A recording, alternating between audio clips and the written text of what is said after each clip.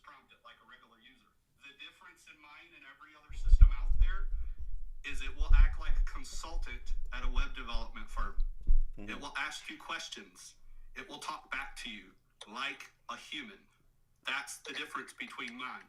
You just don't prompt it and it does stuff. You prompt it and does stuff. To prompt it and does stuff. Mine will actually interact back with you. And that's the game changer that I'm trying to do that's different in the industry. Yeah, all the CRMs and tools, they'll eventually be managed by some agent for data entry in and out, and then there's no need for like UIs like Salesforce's too. It's all UIs and buttons and automations. It's like, no, just have the agents do their thing. I feel like we're on Shark Tank, by the way, right now. Like, I'm all in. Let's go. We could, I know, we're like, dun dun dun dun dun dun dun dun dun dun. Royalty. Sarah, what's your bid? Thanks. I mean, I keep finding awesome. people like you and other people, and people keep asking me for help, asking me to help them with their lovables and stuff. I'm like, I have limited hours I'm able to function and work, and I'll help. I try to help people where I can, and then I'm working on my stuff with limited time, and I try to find people that I can connect with. But some of this stuff is just so deep in the weeds.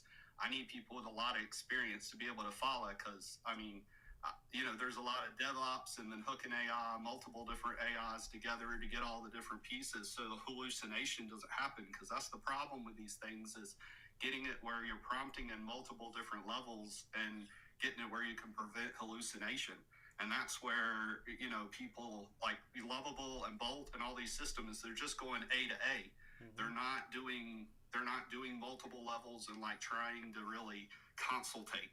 And so that's the difference I'm doing. And so anyways, I'm working on it. I'm trying to get something out there that's going to be leaps and bounds ahead of everybody else. But like I said, I'm dealing with disabilities too. So anyways, I'm going to keep in touch, with you. And once I get something, I'm going to have you bash it or have you do your thing. I want you to tell me your opinion on it and all, and let you share it with your community. And I'll give you good feedback as well. Even you just sharing your journey, how you're using AI day to day, like that can have so much impact to so many people. And that's where that's the biggest question a lot of people have is like, how are you using AI? What AI tools and personally from it? And then you have your business venture as well too. So it's like, it's like you could do so much with them. AI has so much opportunity for good, really. And I just talked with Natalie in the community. She got a client and said, "Hey, can you build a mortgage underwriting app?" And she's like, "Yeah, I can do it in Lovable." Then she DMs me. She's like, "How do I build it in Lovable? Is it hard or possible?" And I was like, "Go for it. Go all in. Do it." And then worst case scenario, I was like, "Just do an MVP, screenshots, very basic, and then go hire someone on Fiverr and let them build all the features out from there." I was like, "That's the path." Absolutely. And yeah, I mean, just off and not trying to poach off your channel. I've had a couple people off yours. I had someone off Chris's. I've been on a couple other people. I had people direct message me like, "You keep answering questions in the chat. Can you help me with my Lovable?" I'm like, these are my limitations. If you're willing to work with them, I can, and this is my rate. I'm a lot more discounted than I used to be, but these are my limitations. If you're willing to work at them, I can jump on and fix the little issues you have to keep you going. I just can't do full projects anymore. Yeah. So I can talk a talk, or if I find someone that is willing to learn the stuff from me, I don't mind sharing it. I mean, like Chris said in his chat earlier today or the last couple of days, a lot of people like me that have all this experience don't want to share it. I don't mind. There's plenty of room in the game. Mm-hmm. I mean, we all learn stuff differently. I'm self-taught 20 years. I started when I was 15 years old. I love this stuff. I love sharing it. And so, I mean, any questions people have, feel free to reach out.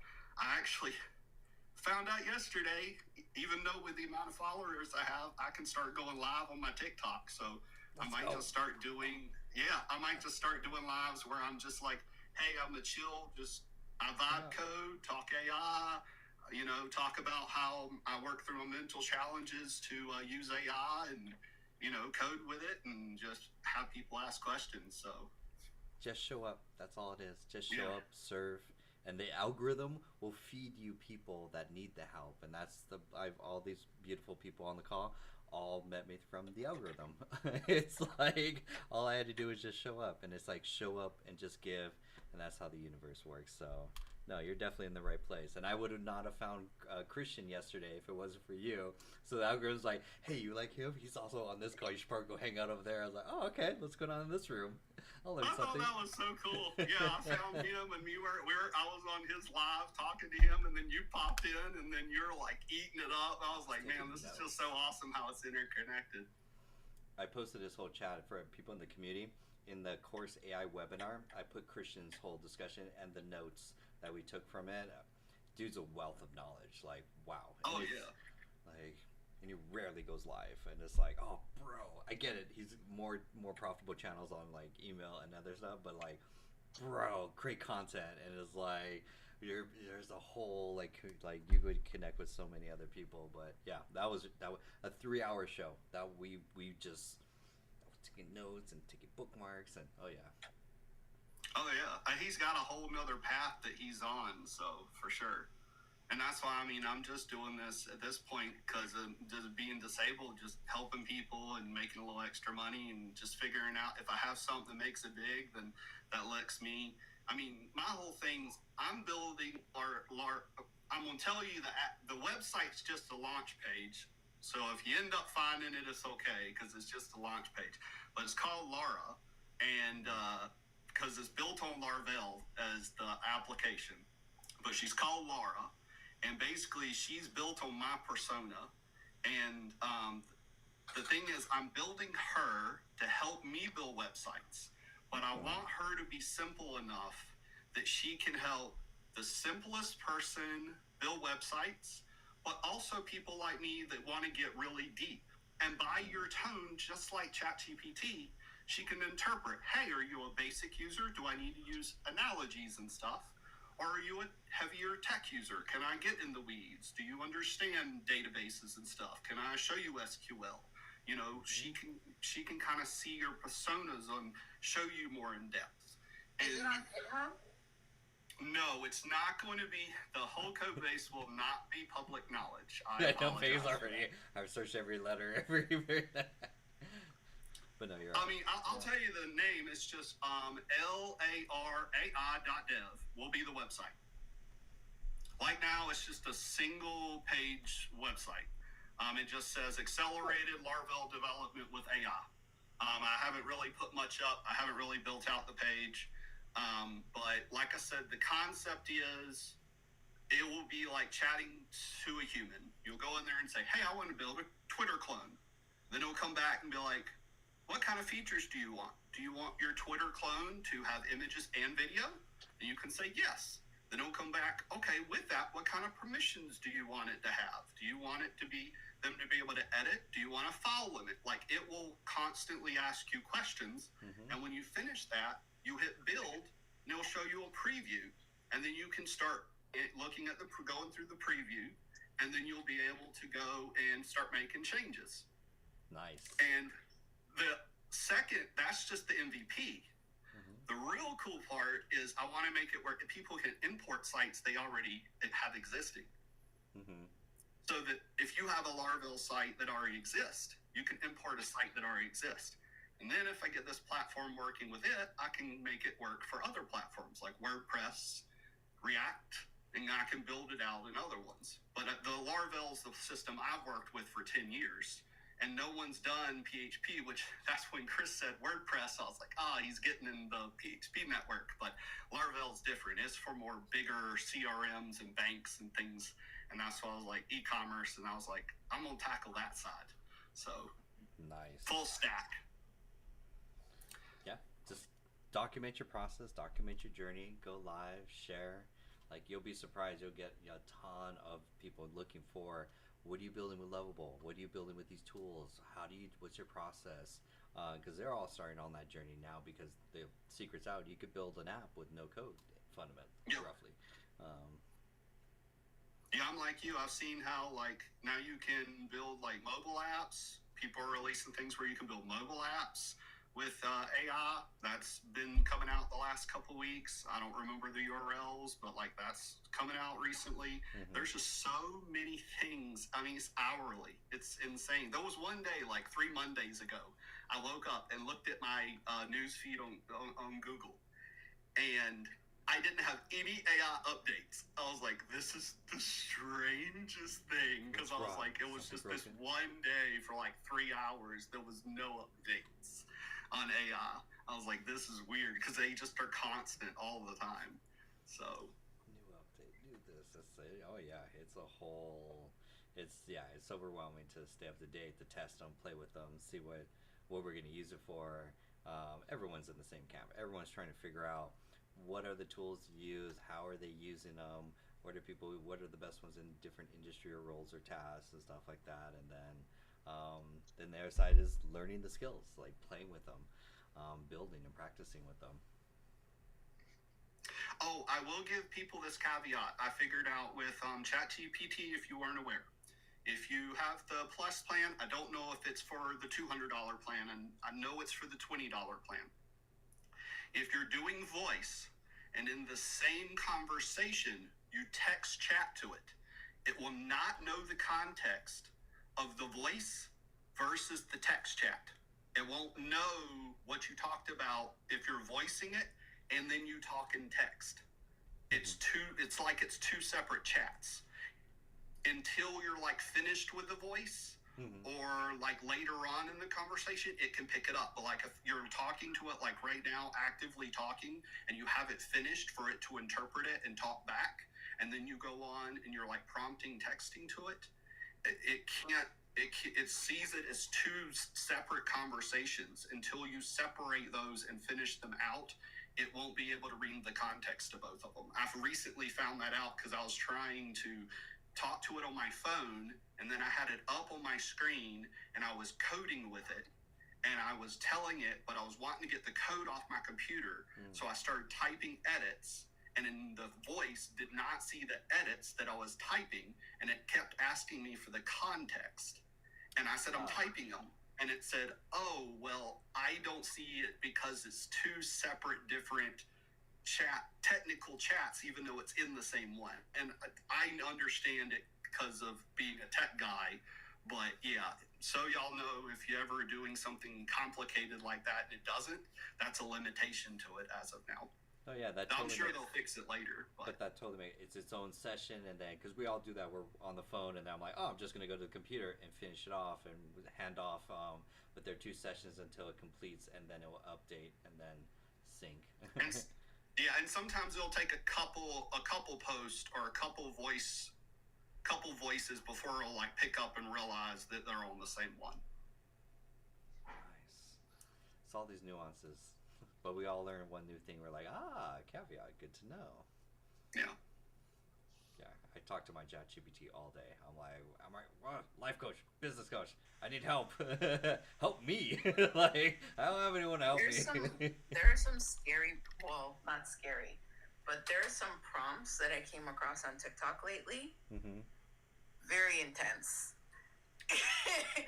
Very intense for like self-help and all that stuff. And I'm like, okay, this is intense. Like, there's one about describing your perfect partner.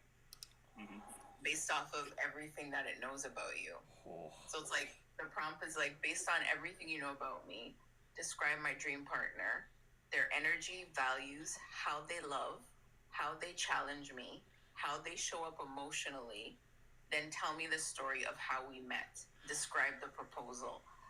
That thing scared the hell out of me, how accurate it was. Like, it was just like, this is how he's gonna look. This is the astrological sign. This is what he works as. I was like, oh my God. And then there's another one where it was like how many parts? I think about like it asks you like 10 questions, and it basically saves you like 4 years of therapy. Wow. Like, it was just so intense. It's like, and it's like, okay, based off of, So why do you do these things, or what's the reasoning you have this sense of self-worth and all that. I'll post the prompts in the community, but it is, I read that chat GPT feeds us what we want to hear. There's a way around that, actually. There's a prompt to use for that, so that it's more honest and more upfront and all that. But it's it was like very, very intense. And it like guides you and says, okay, this is what you're supposed to do today to gain to the path to your higher self and all that stuff. So it's very interesting.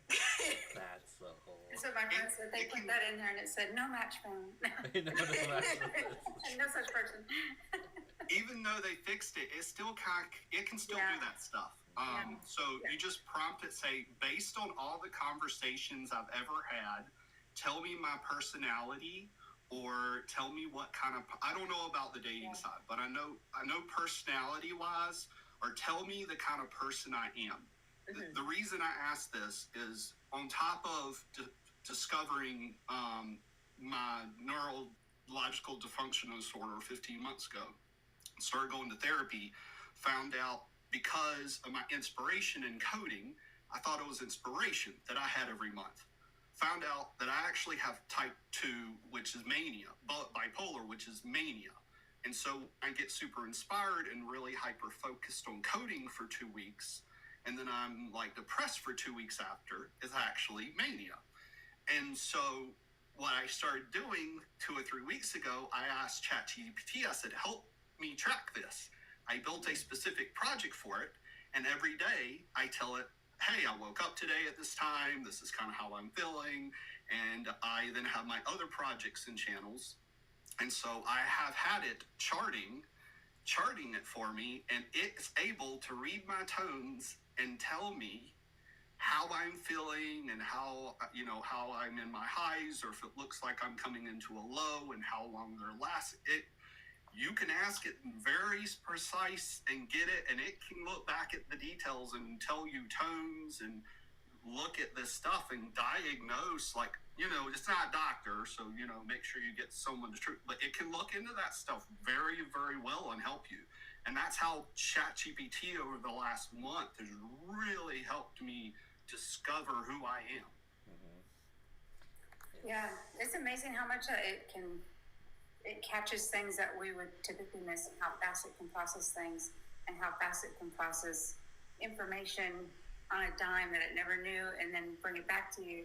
But too, I think we have to still be careful that it's not the magic bullet for all things. It might be able to tell us great patterns and habits and things to develop for our goals, but there's still that,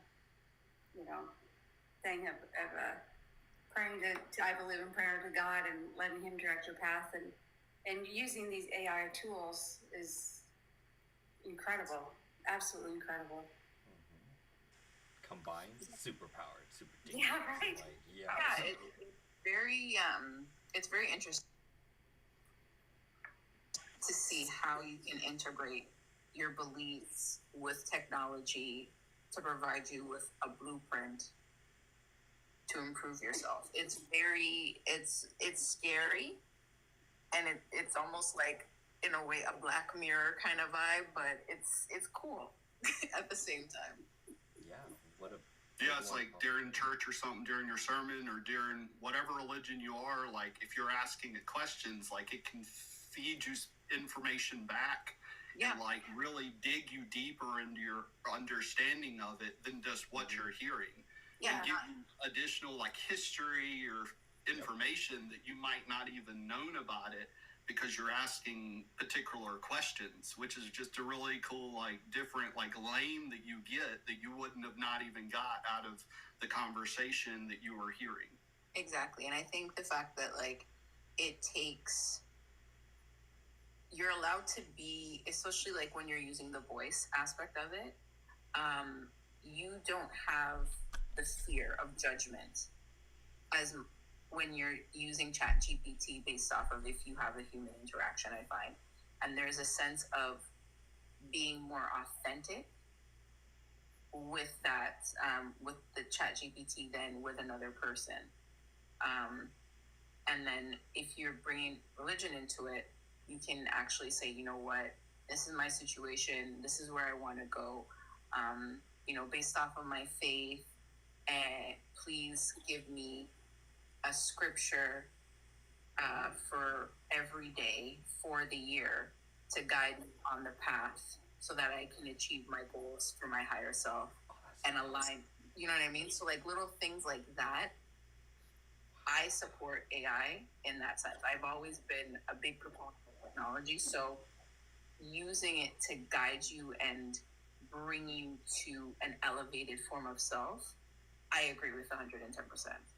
But Right now, in saying that, my sister and I were working on, she's got her PhD in counseling, and I'm a minister, and so we're working on together a 30-day journal that ChatGPT is helping us with, or actually GenSpark, to divide and in the certain structure that we need. But it's been funny because it'll spit out a bunch of stuff, and theologically it'll give me this huge thing, and I'll be like, well, no, that's not exactly true because this and this, and then I'll be like, oh, good point, and then I'll restructure it, so that's been interesting to watch, that you just don't take it just all at face value, that you do look and check and see, okay, yeah, really that's not theologically correct. If you dig a little bit deeper, you'll find that. And there's a guy that's on YouTube, Ruslan, that I follow a lot, but he challenged ChatGPT to deconstruct his faith, and it was so good. I mean, ChatGPT, especially back when he did this, was 7 months ago. It was more agreeable with what you said. It wasn't really going to push back, but the answers he gave, it was like, oh, so you're saying this? Oh, I never saw it framed that way before. It was neat how he had this little interview with ChatGPT, and the challenge was on. yeah, it's a very interesting thing, especially like, I think if you put the actual, maybe like create a project and then put like the Bible in to that project. Yeah. You know what's funny is GenSpark, I told it like the goal thing when I first started using it, and it doesn't remember a lot unless it's in the same thread. Mm-hmm. When you go to a new thing, then it kind of doesn't refresh. Yeah. But it has like framed everything since I told it my goals and my core values. At the very end, like even tonight, we're doing like a sparring GPT, and at the very end of the prompt, it gave me a verse, and it said, "Iron sharpens iron to keep within your biblical frame of." I was like, "What? How are you remembering this?" And it just keeps doing that repeatedly. Yeah, like the more you use it in the chat, the more it gains awareness. It's freaky. Yeah. It's very cool though. It's very, very cool. Yeah, that surprised me. Mm-hmm. I'm gonna have to check out GenSpark. I haven't looked into that one yet. Yeah. Oh my gosh! Asking how is lovable better than GenSpark? Oh, it's two totally different things. I mean, Lovable's the developer, and GenSpark is like a super hyper deep research machine that outputs beautiful dashboards and reports, forms into HTML format. So you're not really using it to build a website. You could, but that's really not its highest function. Its highest function is the deep dive searches and the reasoning that it uses, because it's pulling from all different AI language models. So it's not just the one. So wherever it's insufficient, it'll go out and find another AI model to help it. Is that right, Jonathan? Yeah, it's basically, because that's what like MCP is. Basically, you want to give LLMs access to tools so they can do cool things. GenSpark has both tools and large language models all in one, so it will pick the right tool to do something like coding, writing, graphic or design. Like it has and they're just adding more tools to it and wrapping it all into one app, and then building out different functions of like, okay, now specializes in spreadsheets, now specializes in, and there's wrapping tools for each of those features, for images, and so forth. It's fascinating. Yeah, it's really cool. Sounds like kind of what I'm trying to do with my product, where I'm going to build it to prompt for developer and UX designer and CEO and content creator and project manager and just all these different levels, and they communicate together to build better applications because they work together as a team to build it versus Lovable and these other apps. You ask it a question, it just prompts and brings back. There'll be multiple levels that a prompt goes through to better build and not hallucinate, because it has levels, and your prompt is wrapped in a prompt and has a persona that it works through. And there's multiple personas depending on how it interprets what your request is. Yeah, that's the game. It's just wrapping tools with LLMs so they could do more useful tasks and projects all in one. And then Claude, its whole memory now that's been expanded and broadened of what you can put in the main preferences is a whole game changer. I wish I had that type of capacity in ChatGPT. It's got some, but not as much, or you wouldn't have to create all these smaller. I mean, you can still do that in Claude with projects, but it's just like put it on hyper mode when you can put huge amount of information about your business, how you hire, the core values, all those things in the main frame. That's pretty powerful. Yeah, Google's trending in the sense of trying to just feed it lots of information with the larger context windows. So if you just dump, that's what Christian was talking about. He's like, you could give it so much information and have it find patterns, analyze it, restructure it, reinterpret it, synthesize it, and so that's what makes that tool at least super unique. But yeah, these now we're adding them, giving them tools, and it's superpowered just to play with. I mean, it's whatever you want to create. What would take a month now takes a day and a couple tools.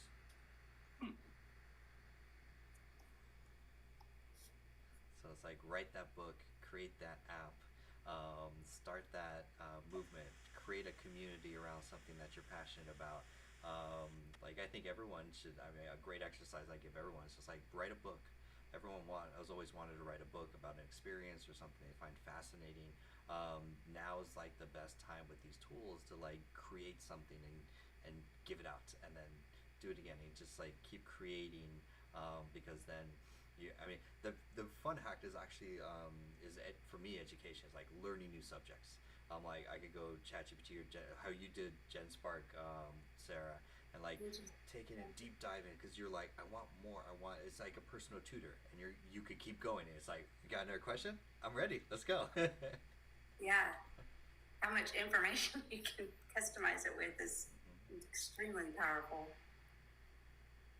So with Claude, is the million part is that a part of a free, or is that like you're paying for that on a monthly that you get? For Gemini, just for free, Gemini 2.5 Pro. You can access it from the studio or the regular browser one, completely for free, and it has 1 million context window, which is the equivalent of all 6 Harry Potter books that you could just copy paste into that message prompt. Files, all sorts of different files, attachments, whatever you want, and just let it summarize, interpret, write, create. But then you pair that with Christian's idea yesterday was brilliant in building lightweight apps, just HTML, CSS, and JavaScript that can act like a fully functional app, but built lightweight so you can deploy it. There's no back end. You don't need for any of that logic out. And that sparks whole different things where now you have these interactive dashboards, much like how GenSpark will render a piece of information with like, here's the summary, here's the Wikipedia, here's the chatbot, so you can interact with it. Now you could create these knowledge apps to access information easier, faster, and then it's such a small file that you could just share it, post it. There's not that much development. It goes, you don't have to go to the Lovable side. I want to explore that. Like that's really fat, and then all with Gemini. Yeah, I haven't tried Claude or Gemini yet, just because I'm on the ChatGPT Pro, the $20 a month, and I just didn't know if it cost money, and I have limited money. But the other side was that, for the most part, when I'm prompting and ChatGPT doesn't give me the answer I need, I'm able to reprompt it in a different way after just like 2 or 3 tries to get the answer I need. So I've never really needed anything else. There's only been a couple times where I've tried to code something or do something that I wasn't quite sure of, and it just couldn't give me the answer.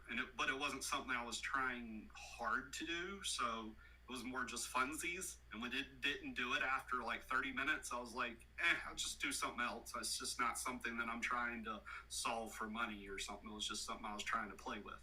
So for that case, might be good to try to go, especially if you got that much of it for free, might be worth going and trying it out. Yeah, you could. It's really good at coding. Give it all your information, or like give it the task. Because my main ones is like Cider for writing assistant, ChatGPT for custom GPTs, Perplexity for quick searches, GenSpark for deep research, and then Gemini for like a workhorse to give it a ton of information to do something with it. Yeah, I've heard Gemini is a lot better at coding than ChatGPT is supposed to be. I've always gotten it to write all my code well, not perfectly, but after a couple prompts, I've gotten it to give me the answers. Even on the O4 mini model, it most of the time gets my code right, just when it starts doing more complex stuff. But, experience helps. Like Sarah said, knowing what you're looking at and how to correct it, is always helpful. When you don't, then that's when you get lost and it gets more frustrating. So. Yeah, and Gemini was a little bit snarky when I first used it. Oh. It had a little bit of sass. It hasn't lately, but when I first started using it, I was like, oh, okay. Oh, all right. Disagree with ChatGPT all the time. Like, no, this is what I want. Do this. It's like, oh, do you want something? I'm like, no, I want this and this and this. I gotta poke it, but yeah. It's like that commercial where the guy comes in the first time using ChatGPT and he's like, can you divide this and put this in? He's like, oh, he's like, Shorter. The next day he's got all this work. Just do it. We all just abuse ChatGPT. Here's my work. Do it faster, shorter, quicker.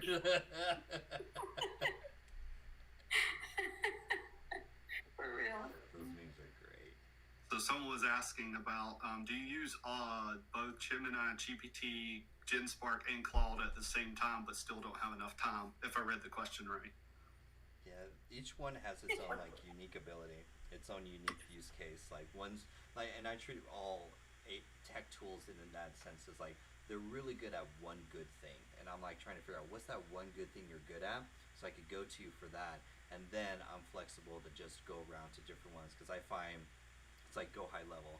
It does everything, but it does everything pretty mediocre, and then you're like, oh, I want to do, so I'm always finding the best use case of it and then sticking it in that corner and be like, okay, when I need it. And then I encourage everyone, your first project should be a fun project. For curiosity, no pressure of like business or anything, just like play with it, try and break it or just go as far as you can because there's nothing at risk. You're just like, oh, that was interesting, that was fun. But then you learn more about how the tool works and stuff, and then you get more, the more time you play with it, the more you can find these nuances. Yeah, and that chat playground, Megan, that you talked about. Yeah, like so you can with the chat playground, you can have multiple LLMs, so 4 of them in the same screen, so you can compare each of their outputs at a single time. Oh, that's cool. Mm-hmm. That was super interesting. Yeah, you would probably find that really useful. Mm-hmm. Yeah, because even they write differently. Like everyone loves Claude because it's like the most humanistic of writing. ChatGPT, of course, sounds like robotic. So here you could compare for your use case. So I kind of hate when people say that about ChatGPT.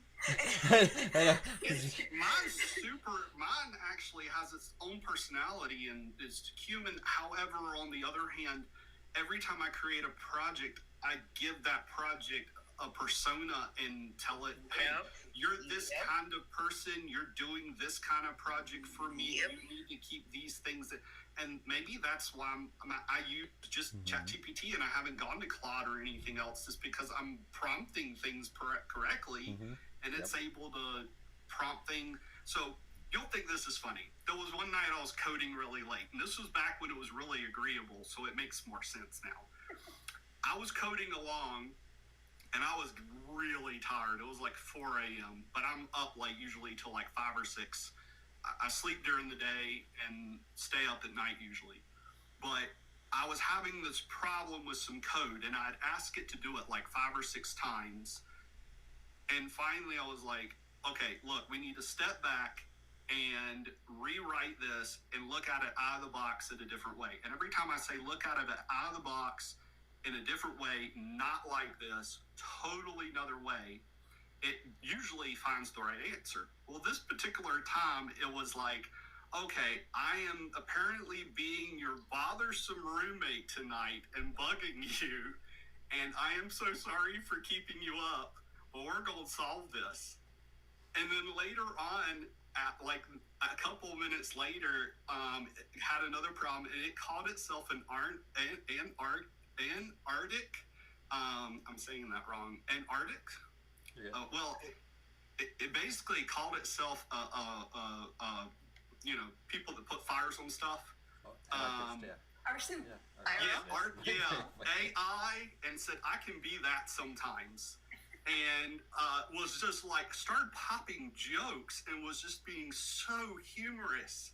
And I'm like, am I hallucinating this or what's like? It started popping jokes like it was my roommate, and I was just like, oh, what's going on here? And it was during the friendly time, but it was crazy. The coding session was hilarious.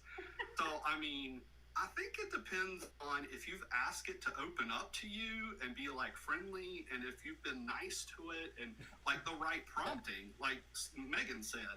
I think it just depends on how you're treating it. Yeah, so what I've done is I've created a custom GPT because I have different projects and stuff, and it creates a business guide. So within that business guide, it'll output the tonality. It'll output whether or not,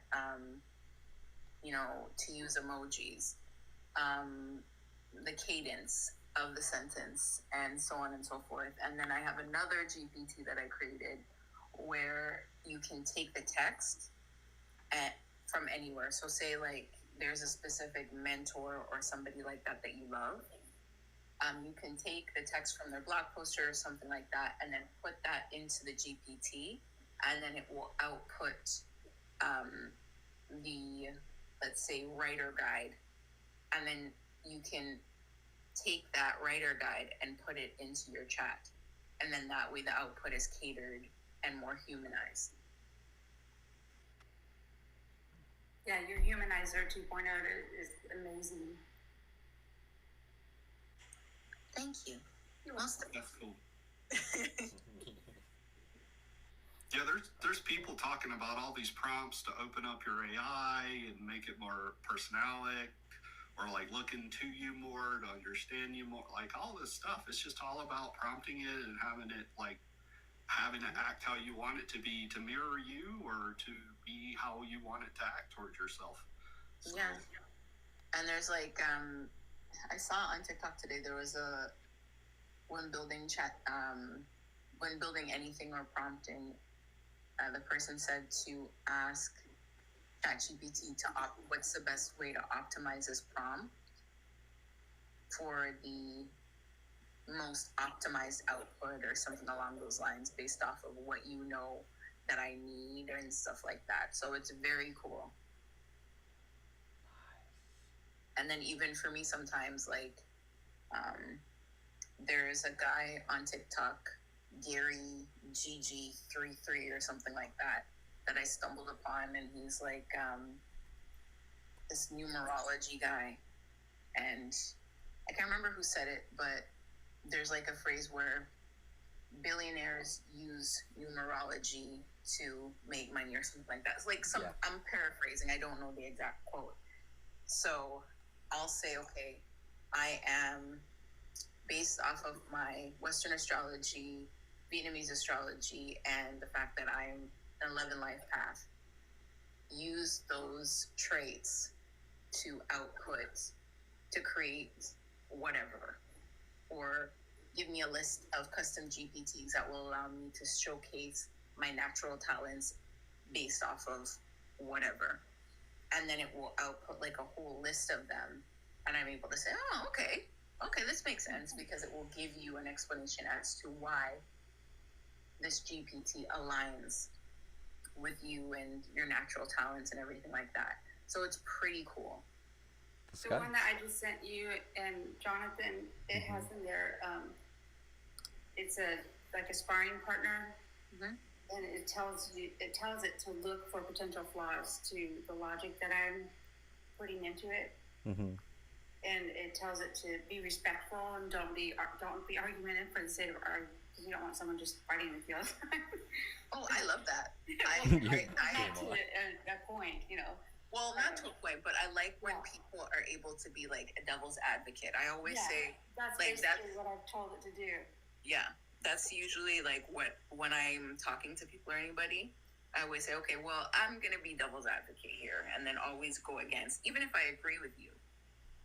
Right. Yeah. And then I told it to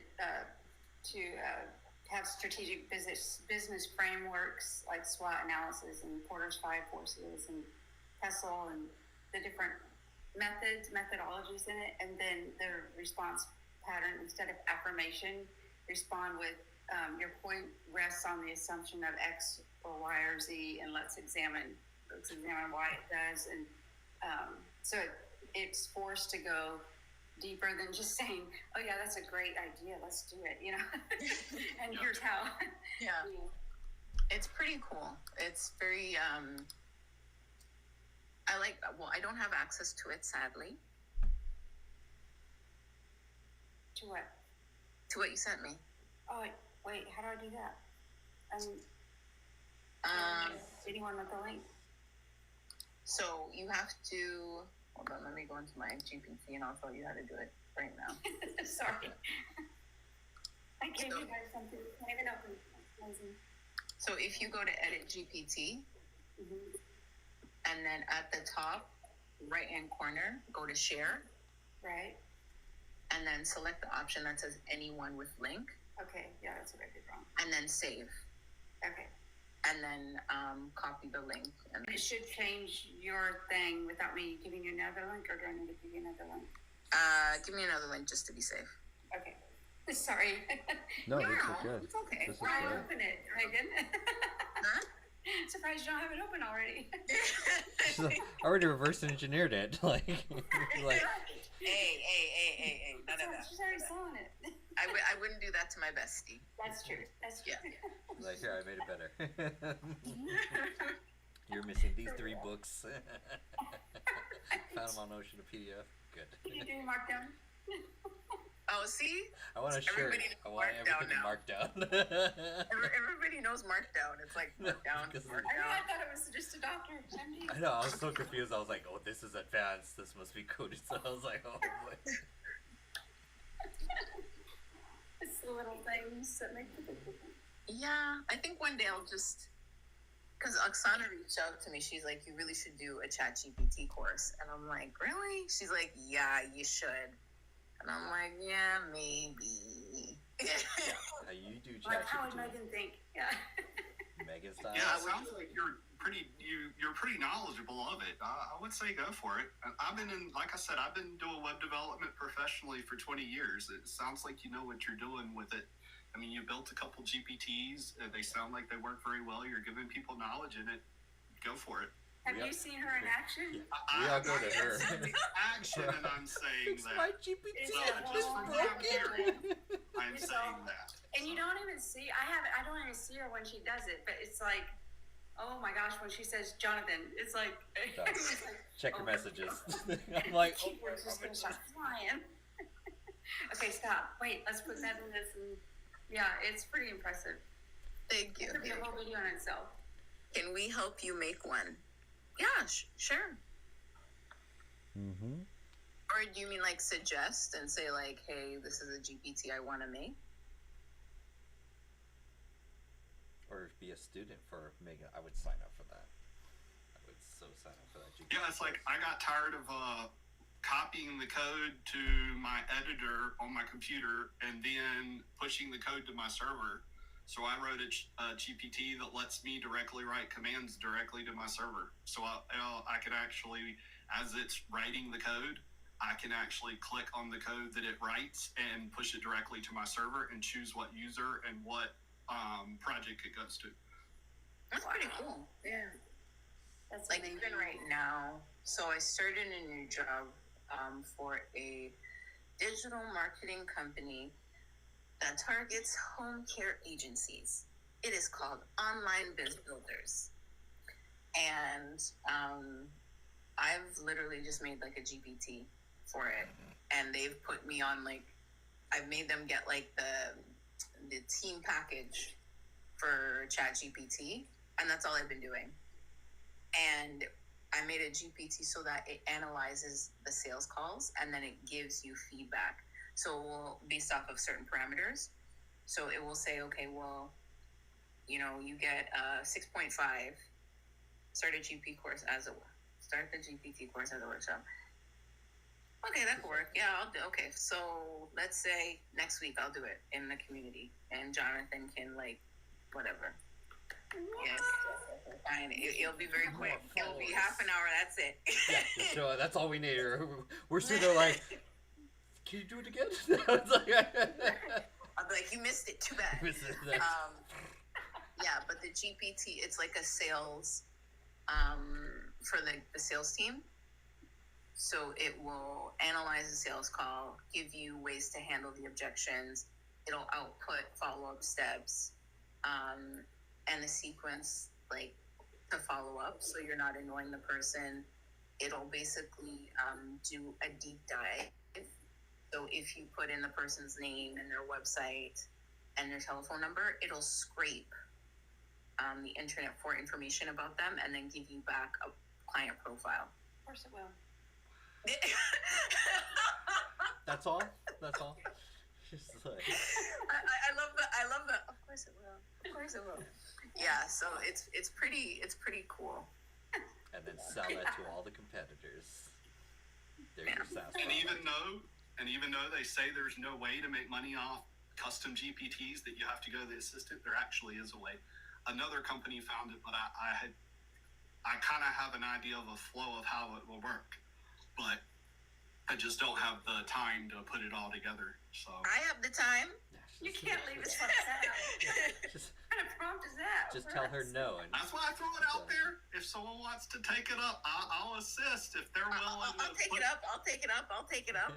Yeah, if they're willing to work with me, I can. If we can figure out how to put some people together to put it together. I know how the thing has to be built. If I could code, I could code it. But like I said, I just don't have the time or the mental capacity to code stuff anymore. But I'd be open to partnering with someone to build the middleman. Basically, all you would do is has the custom GPT call an API on a website. That website listens to all the calls to whatever you're calling, and then it monitors every call through. So you track what the users are doing, and you build them according to that. So we just build that middleman. So I'm apprehensive about that because of privacy. Well, there's HIPAA and all that. Yeah, that's the only thing that I would. I mean, it's business stuff, so I mean, Yeah. you know. But yeah, I'm still down. I'm still down for that. Yeah. Feel free to DM me about it if you just want to discuss it. Okay, Just put perfect. it out there. Directions. Well, there's one thing that I'm reverse engineering Okay. to make it better. So there's a site called Kendo.ai. Jonathan. Spelling? Kendo. Let me bring that up. Let me switch it around here. I'm having to hold my phone with my hand. Bear with me. Kendo. I gotta get me a tripod or something. Take a screenshot. Training your sales team The best for with power of building AI. apps. Okay. Oh, there's a You whole- can Lovable or Cursor. Most people use Lovable and Cursor together. But Figma has something coming out. Wait, what did you just say? Somebody said, "Is Lovable the best for building web apps?" And I said, most people use Lovable and Cursor in tandem when building. Lovable and Bolt and all of them. It depends on what you're building to if they're good or not. If you're building a very light website, it can be good. Now, here's the caveat. The caveat is you need to know how to do your own SEO. You need to know how to do your own user engagement flow. Basically, you need to know how all websites work. I think Jonathan's the best one to take it from here on. He's mentioned, I think, lead pages. When it comes to wanting to like run a website, if you're wanting to build like an actual application, something, Lovable can build decently complex stuff, but it starts hallucinating when you start getting in the weeds. So you have to have someone that's very good at prompting to fix stuff. I've done some of that. I'm limited in my ability because of health issues. Just throwing that out there, just being fair to people. I have 20 years experience. I can do stuff, but I'm limited because I do it for a couple other people because I worked with them for 10 years. Anyways, I don't want to just keep battering on that, but it can just, you have to know its limitations. But I'll let Jonathan mention lead pages and his push on it because it's a great way depending on if it's capable of doing what you want to. Yeah, so, Jonathan, like when I first came into the community, I just tried testing out Lovable.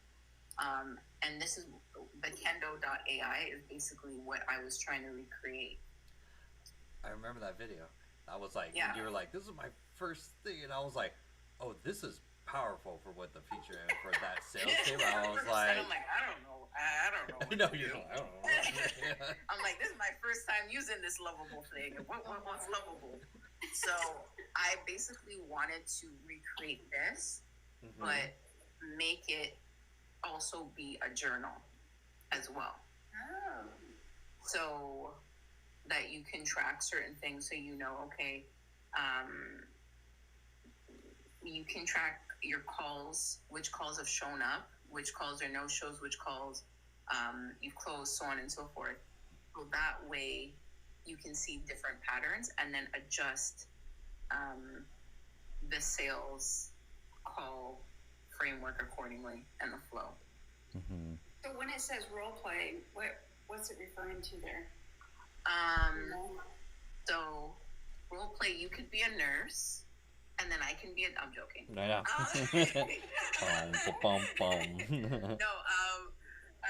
But my mind was in the gutter. But amongst adults. Role play meaning like it has like a voice activation where it will be the customer or the client, and then you'll be the salesperson. So it will emulate a mock sales call. Okay, I see. It's very cool, very, very jazzy. I just don't think it's marketed as wide. I don't think it's marketed properly, or else to me it should be a lot bigger than what it is. Yeah. Very cool. Oh, this is built with Framer. Yeah, you could. Hiring screens. And I can, like, the website itself, I know how to build it out. They use Framer. I already did like a small Megan dive. Yeah. Like not 2D.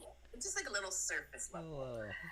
Copy paste. So I know what they use to build out certain things, but I just want to make it better. Yeah, you could totally just gut the main feature out of it and build it in. There are people that have like copied DocuSign and just like the main feature of it and then shipped a free version of it. And it's like that's the main thing. It's like copy it or like copy what's the main feature, and then you could have a whole SaaS product that's just that one main feature that does that really well. I was thinking about that as well. And then also with your chat, I forgot today. So I remember asking somebody named Jonathan if we could make a chat, or how do we attach our own personal chat within Circle if you have a Circle community. And Jonathan said he didn't know yet. But today, Jonathan launched that. Could Jonathan show us how he launched that? awesome. That Megan. chatbot. I was up till 2 in the morning. I was like, I want to talk with my chatbot in Circle, and I was like, and there's like other apps like Sabrina's using Intercom and Keen recommended. Like, oh, it's the best. I was so frustrated playing with it. I was like, I just want a simple chatbot. I was like, I get embedded and it's in there. It works and actually shows up on the website too when they go to check out. So I get now funnel questions. And the questions people are typing: how old is Jonathan? Do you serve coffee? That was me. I'm like, well, I guess I have to put an answer now. Yeah, I was trying to be funny. I hope that made you smile. That's why. Oh yeah, and I My was grandma would like, always say she's as old as her tongue and a little bit older than her teeth. I was like, perfect. But yeah, it's so powerful, and I was like, great. Now I want to build out more use for kids. But I was like, because I'm like, I want ChatGPT, but in it, and then people could talk about it, and then like, so yeah, it's like my first little AI And it's so important. good to get feedback every day from it. That's Yeah, pretty cool. I'll get the report. I'll Okay. make it better. I'm starting to ask questions, or sorry, people already asking like real basic questions from it. So I was like, dope. This is perfect. Nice. So I'm trying to find something that I have for you, Jonathan, for the Oh, I hear her. thing. But when you get a chance, can you show me the setup of how you did the chat base? What tool was Megan talking about? Which one? Oh, the sales one? Hunter? Kendo. Kendo. I do in a minute want to interrupt. Someone was asking about what people use for more complex web apps. So I do want to be able to answer that for him when y'all get to a minute. Oh, go for it, Yeah, go ahead. please. Okay. GAD GX. Hopefully, I'm saying your username I right. just go G. Yeah. You know who I'm talking about because I'm mentioning complex web apps. From what I've seen, I mean, things like Lovable can do pretty complex stuff. The problem is you need a pretty experienced person to be able to prompt them correctly to keep them in line. So because of that, and I've seen a need in the market, I'm advising on a platform I'm going to be trying to release that hopefully solves that. It's going to be a full stack, which means front and back end, and it is going to be able to build CRMs and e-commerce systems and build very complex systems, both for regular users and devs. And it'll work just like Lovable, but different in the sense of it will actually talk back to you, asking you questions and different things and trying to get a better understanding of your project so it doesn't hallucinate as bad, which no one else I've seen in the market do that. I'm hoping that will be the difference between mine that I'm advising on, that I'm kind of trying to build out through AI and advising on and working with than what everybody else is doing. And I'm hoping it'll be a game changer in the complex world of web apps and building them with AI. So just hold on tight.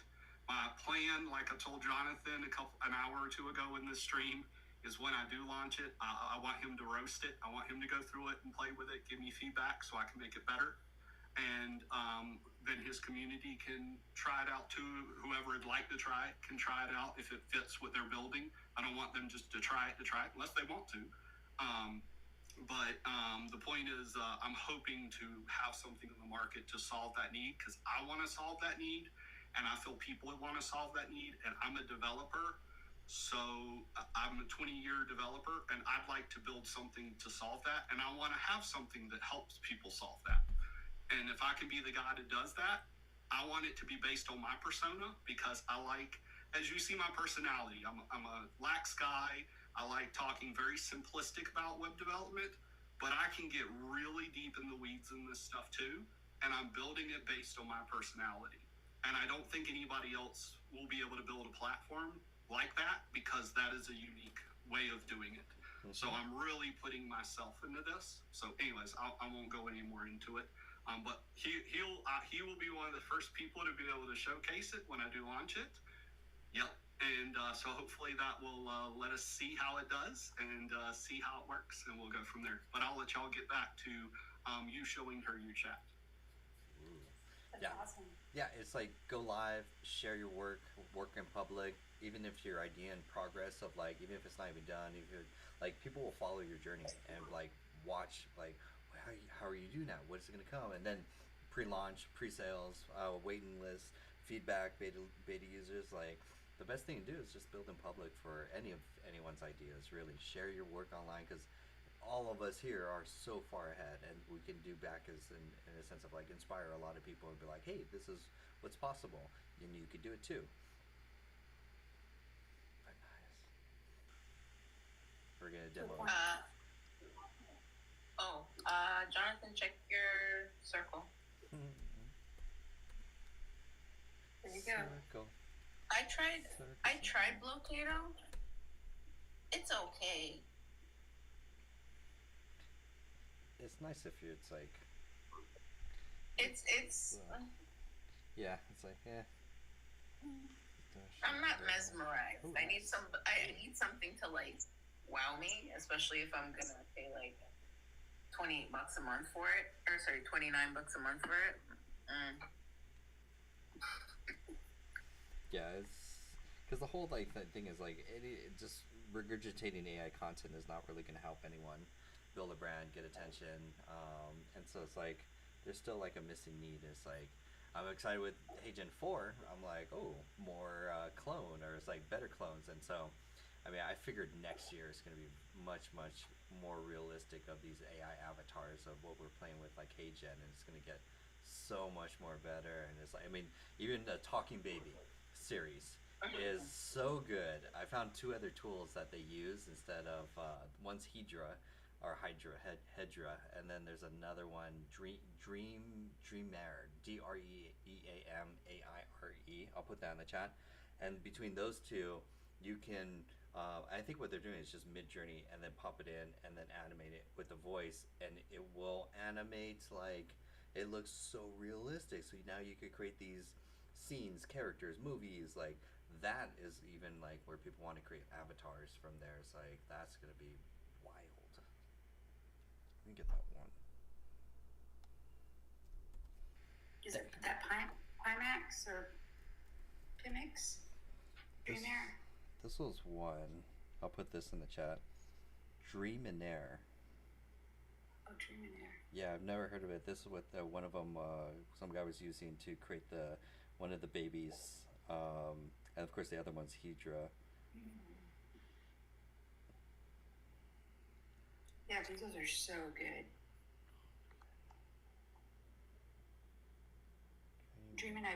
CapCut? Dreamina. Let me see if we can find Dreamina. Yeah, I guess that's it. Dreamina.capcut.com. Yeah, I'll put that in the chat. Ooh, I have credits already. It's like free tokens. Sid created with his music video with just the free tokens of Runway. Like, yeah, that was crazy. that was amazing.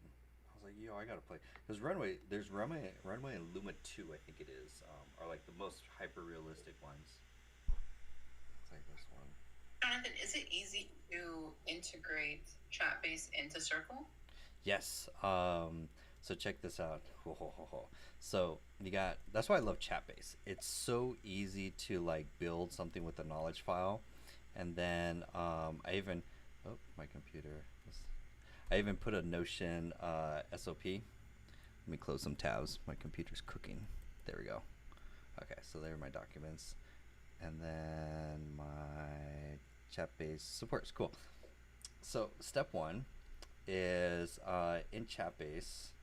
There's once you create your model, you're gonna go to the Connect tab, and then from the Connect tab you can embed it. So actually, you're gonna do embed, and then right down below is the JavaScript code, and you're just gonna copy that, and then in Circle on the left hand side. So in Circle settings, you're gonna go down to So when you have a main account, you click up here, and then you could choose Site, and then in Site there's code snippets, and from there you're going to embed it in the section that says JavaScript code snippets. And this is site-wide. It will even do, I didn't realize it, it actually will go all the way to the checkout page, and then any page inside. So there's no way to like separate it per se, but it's there forever, or for all pages. Then your next step in Chatbase is to go to sources, and here you can upload your doc files, any files. It doesn't do MD, unfortunately, Markdown. And then you click retrain so that you can retrain it, and then your next step is to add a website if you wanted to repeat it, or occasionally scrape the data from the website if you ever update it, for example. So you just update your page, and you can do multiple pages too. And then lastly, you go to under settings in your chatbot settings, and you could do all this with the free plan, surprisingly. What? Yeah, all this with the free plan, and you get 100 free messages. It's only $40 if you want to, if you want more messages, basically, and you want to get the PDF report daily. That's basically the only reason why you'll upgrade. And then you go to this is okay. So settings here, the last tab, and I'll give you this file. It goes down to notifications, and you do have to be on the paid plan for this part, and you can have it send you daily conversations in a PDF file. I don't care about that. And then look how pissed off I was at Intercom. I was like, I was like, got away, and I was like, I can't upload files for it to do the thing. I'm going back to Chatbase. And then now you get Chatbase. Now it's in the community, and it's only on the desktop version, and he has a little icon. Because I'm in another community for Synthesia, and they have one something like this, but it's those enterprise chatbots are like so complicated. And I was like, then you could click here, and then you can now chat. And I love him because Chatbase doesn't hallucinate. He'll stick to character really well. So I'll send the SOP to you. I'll post it in the community actually. Most appreciated, and I sent you also something for that as well. I saw the gifts. Let's do it. It's like Christmas. Christmas every day. I didn't optimize anything the Megan way. It's just information that I got that I'm just passing along. Perfect. That's all Hey, it in is. its raw form, that's sometimes the best. And you just use it however you want. No, but it doesn't have hashtags and all the things. Okay. That's wild. These are the superpowers. And you could embed Chatbase inside of like a web frame, or inside of a website itself, or on any website or anything that will accept JavaScript. You could just embed it, run it, and then you could pay the extra $40 if you wanted to like remove the Chatbase branding, and then train it. Does it work on mobile? Well, yes. If it's on a website and it's a chatbot on a website version, then yes, it will. It'll pop up, same conversation style. It's so fast. You can change different models, like all the different brains, whatever you want. It's just so easy and fast, which is nice.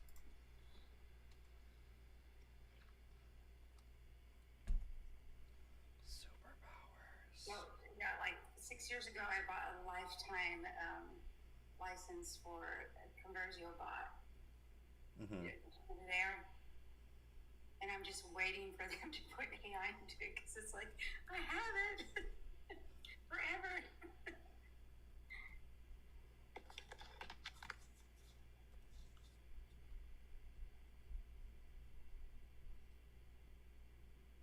That is the thing. Superpowers. Just play, build, kick the tires. You'd be surprised. Super handy.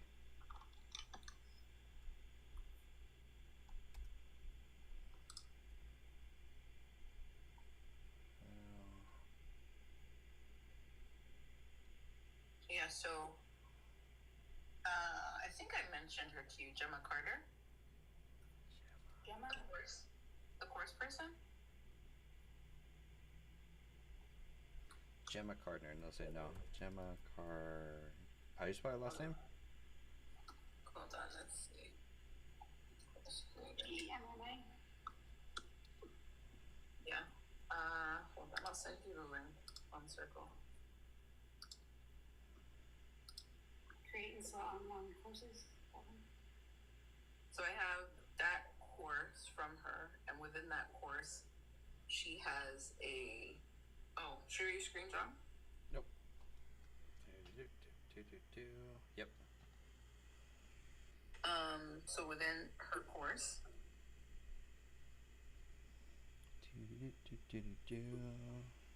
she has a. What was the name of? There we go. Yeah, so within her course, she has instructions on how to create chatbots for courses and communities. Mm-hmm.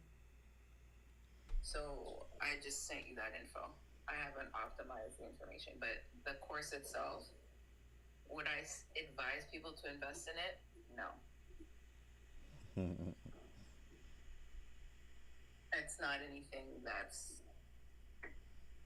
stand out ish in my eyes. But it says it's a $10,000 launch. Oh my god. No, I'm just How kidding. many pages? There's so many chat bots and little chat things out there. It's insane how many different ones there are. Yeah, like because I'm doing a course, so I'm doing a course with a partner, and we were just trying to find a course to help us. And I said, okay, I found this course. She's Canadian, I'm Canadian, so I said, okay, let me support. I went through the course. I'm like, she's promising. The one thing that I'll give her credit for. Hold on. What about building a fintech web app for saving money? Is it feasible to build with Lovable? Yeah, I've seen use cases on TikTok that have done that. But back to what I was saying, a lot of courses don't offer custom GPTs, and that's the one thing that she's saying to do when you create a course, because most courses now, they just give you prompts, but they don't give you the custom GPTs. Mm. So for her, Why? huh? I wonder why. Because most people don't know how to build Yeah. custom, Yeah, it's just right? a skill It's set. not something. It's not like a popular thing. Like even when I build a GPT for myself, or if I'm gonna have somebody purchase it from me, the one thing that I'll do is I'll give it to my 70-year-old dad, and I'll say, "Go. This is here's the instructions. Go. Here's a manual. Follow the instructions and use this. And if he can use it without calling my name, perfect. It's done.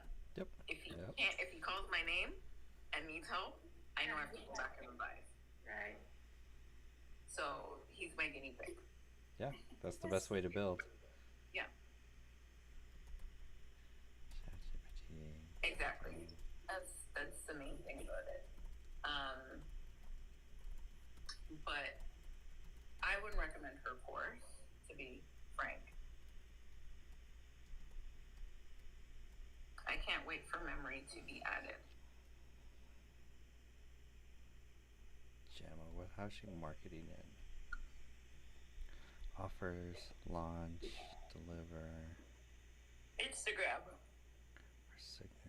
Our signature AI assistant. Huh. Yeah. I use MindPal more than GPTs now. What So I does got this it. MindPal you speak of? I think it was, I forgot, one of the members in our community tried MindPal and was kind of frustrated. MindPal and was what now? They were trying. MindPal is kind of like a relevance, and Linda. Is it the panda? Or sorry, no, not panda. Koala? Sorry. Cool. Oh, MindPal. .space. Oh, MindPal dot what space? .space. It's basically like a relevance, but It looks cool. It's like they have cool graphics. Right. Well, it looks cool It's in that pretty. they talk to each other. Chat. That's how people get women. Is it pretty? Is it pretty? Yeah. Oh man, I'm losing out on sales. That's why. The picture. Someone mentioned a better one that I came across. But it looks Yeah, like it looks only good, but N. doesn't function that well. Yeah. Exactly. It's always the brochure. And the pricing. Chris White's. What is that? The pricing is it more expensive than N8N or cheaper? Ooh, yeah, it's more. It's more? Yeah. Okay. Then it lost me. Oh wow, no, you could do relevance and get a lot of usage out of that. I mean, but still, wait till we're gonna crush NAN. Like we're gonna go so deep into it. Bot Someone press. told me on your community about Mind Studio. I don't know if it's you, Jonathan. And it's Yeah. been sitting on my computer for a long time, and I haven't really done anything with it. Have you done anything with it? I would actually check out BotPress instead. BotPress is I've heard some developers like recommend this for like bot building. It's like custom GPTs on steroids kind of workflow, like what relevance wants to be.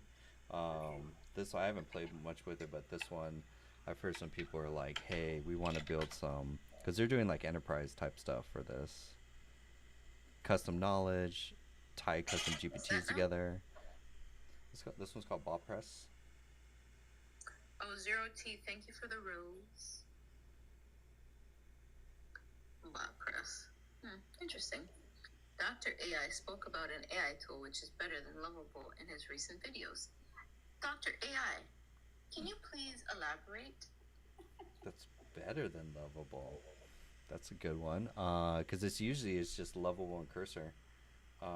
Unless... No, I haven't mentioned the Google Gemini yet.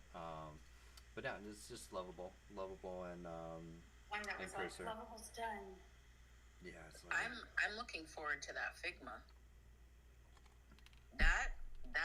What Figma came out with, the new release, I can't wait. That's... If we could do... Oh, yeah. Wait, what did they come up with? Ooh. Jonathan, go to your TikTok DMs.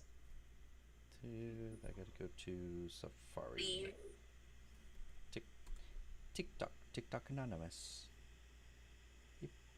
Hip hop messages. Yeah, I think I actually came in when you were finishing showing that.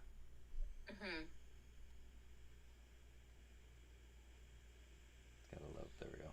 And I remember some announcement about Figma and something, and they were doing it where you could take your Figmas and then turn them directly into a website, or maybe that was him. But Really? Here we go. Today we're excited to introduce Figma Make.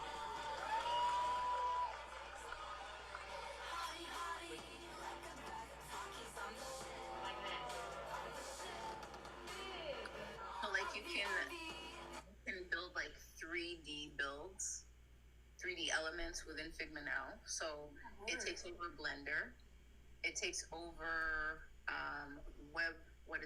Framer or Webflow, because you can build websites with Figma sites.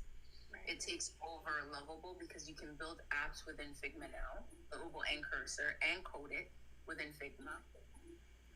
It's amazing. Why are you guys just waiting out as well? And holding out. yeah, let's just see how bad it hallucinates. Sorry. They want to compete with Canva. They're like, Canva pushes website. We want to be too, but I think Figma done it better. I haven't used it for a while. I have an account, but I love Figma. 10 months ago. That's how long I've used it. Long ago. I used to build out social media posts, and what else did I build out in there? Wireframes. Wireframes is what I used to do. Yeah. Yeah, a lot of the big companies I work for, the UX people and design flow use Figma versus Canva. Canva's more like, for me, it's like when I want to do something quick. Fast, yeah. Yeah. I just want to get it over and done with, I'll use Canva, because I've been using Canva for like years.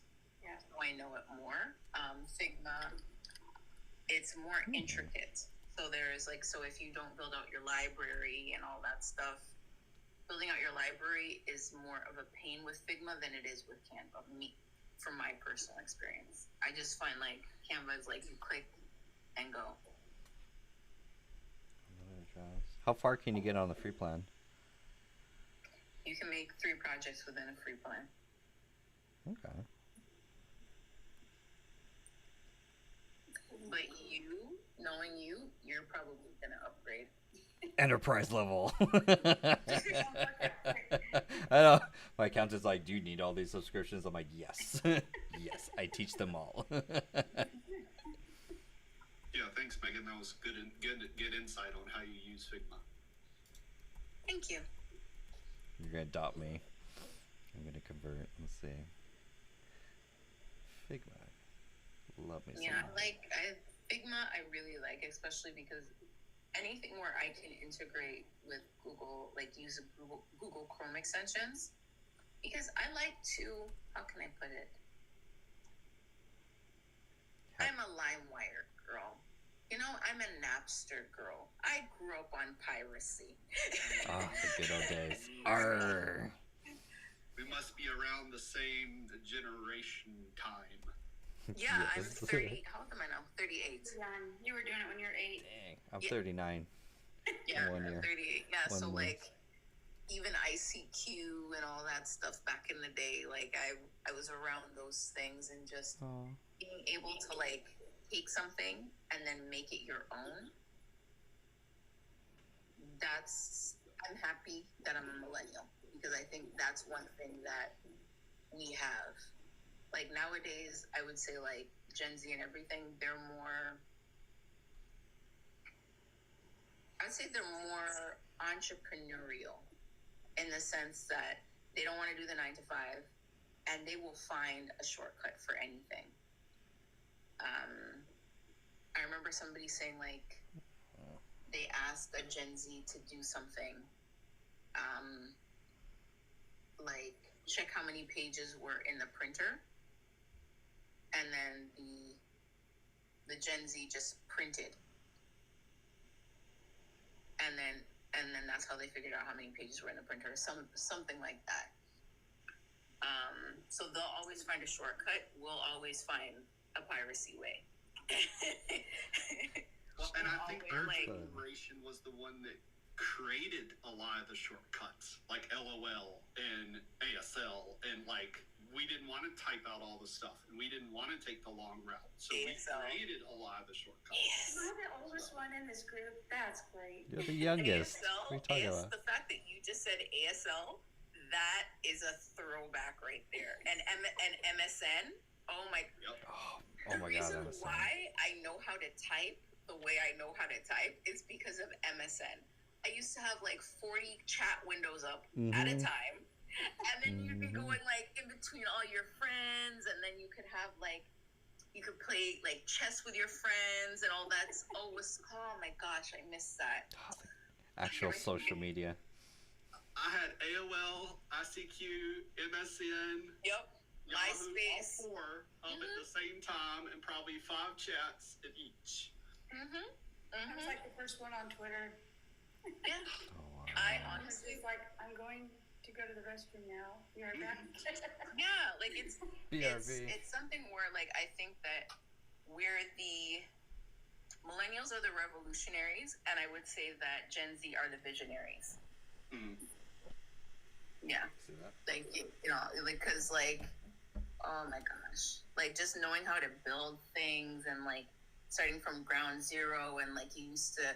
I don't know if anybody else did this, but like the AOL free trial CDs. Oh, We yeah. used to stack up on those bad boys. There's Oh good my couple God. years. Yeah. Yeah. Whispers. So I use them for a different purpose.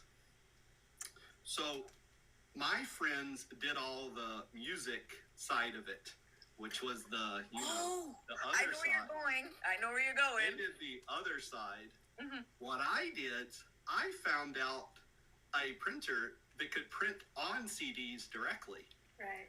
So I went and bought the printer and the CDs, And what I would do is say, do you want a picture of your boyfriend and girlfriend on the CD On the CD. and the songs? I've got one. And so I would upcharge them $5 to print the CD with their picture and boyfriends, and then I'd hand it off With their own to the other mixtape. person to do the other side, and I made my money, they made their money, and then they had a custom CD, and it wasn't just a white one with black marker written on it. Now, before that, I did the labels, but I used those AOL discs to practice the labels. But then, you know, you heard the stories about the labels coming off, and I didn't want to break Getting someone's... that thing just right to stick Yep. on. Stick it on, and Yeah, you're like, damn it, yeah. didn't stick. So I got tired of, I never had any of my friends ever say one came off in their CD player or their car. But I didn't want to have that happen. So I went and spent the $350 and bought the printer and then started spending the money on the CD. But man, I started doing that and did that as a business. And anyways, everybody started buying them from me to do that. So Christmas I get used together. to I used to use I used to make the CDs. So I was the one that used to make the playlists. And not to age myself, but with the tapes, I remember sitting by the radio and waiting for specific songs to play and then like hitting the record button at the perfect sweet spot Yeah. and just recording and like making mixtapes. Oh my god. They had Ella Fitzgerald Day, and I was supposed to be in church. I brought my boombox and put it in the back and hit recording and ran into church. Right. Yeah. Just let it grind. Before all the reverse, you had to run back and switch it. I miss those days. I honestly, I miss that. You have, like, I love it, guys. Does Lovable build while focusing on security? Let's look at it on a large scale perspective. no, it does not. I can tell you this. I don't want to scare everybody in this chat. It's like- It does not. I don't want to leak a lot of stuff because I don't want to scare people, but it does not. So just being mindful of what you're building on Lovable because a lot of stuff is shown. So I would not be building fintech unless you're just having people like put their information in manually. And also with fintech, you have a lot of PCI and other compliances. HIPAA, if you're doing anything medical, you got to deal with HIPAA compliance. Anyways, just throwing my dev stuff out there. PI compliance. A lot of people don't know what that is. Personal information. Name, phone number, email, anything that refers to a person. Anyways, there's a lot of stuff. We'll keep it simple. Lovable shows queries and stuff in code. So there's a lot of things that show in Lovable. So I'm not saying it's not secure. I'm not saying that. But I'm just saying there's a lot of things there that could be done better, and there's a lot of things shown. So if you make it I'm not private, saying it's would not you still- secure. Would you still but not do I'm it? just saying be advised, there's a lot of stuff there. As a If you dev make it person. private though, would you still use it? Or If that stuff could be hidden. if it's private, when you hit the private button to make it private? Oh, if it's private and so no one can, it's just you seeing it, then that's fine because no one outside of you can see it. So that's fine. But like if you're launching this as a product, that stuff, you know, GDPR, that stuff, when you launch it, still gonna show. So even if it's a private project, when it launches to the web for people to use it, there's a lot of data that's shown that can show how your project works. And I'm just saying at some point someone might figure out how to use that against Lovable. I'm not saying they will or won't, but I've had other developers like me that have seen this stuff like, this is just something to be aware of. Yeah, that's good. A lot of people haven't talked about it. I'm just mentioning it. Yeah. Just be aware of it. Just a 2-cent throwing it out there. So, yes, I would not consider it for big projects. It hallucinates really bad once you start trying to really grind down into it. So you got to really be able to know how to target those specific things to fix. And it's just a mindset of proper prompting on what you're prompting. Great example. I have a guy I've worked with for 10 years on projects, and he built a website, and he had a pop-up that he wanted to come up when you first came to the page to get a person's email before they saw the page behind it. But the modal they built had an X in the corner. He spent an hour trying to get that X off the modal. Prompted it probably 50 different ways, and he couldn't get it off, to come off the modal. I had to go and use the inspect element in console to find out what the class code was and actually specifically tell Lovable, look for this class code, this HTML, and remove it. So sometimes you got to really know what to look for to tell it this is what you need to target.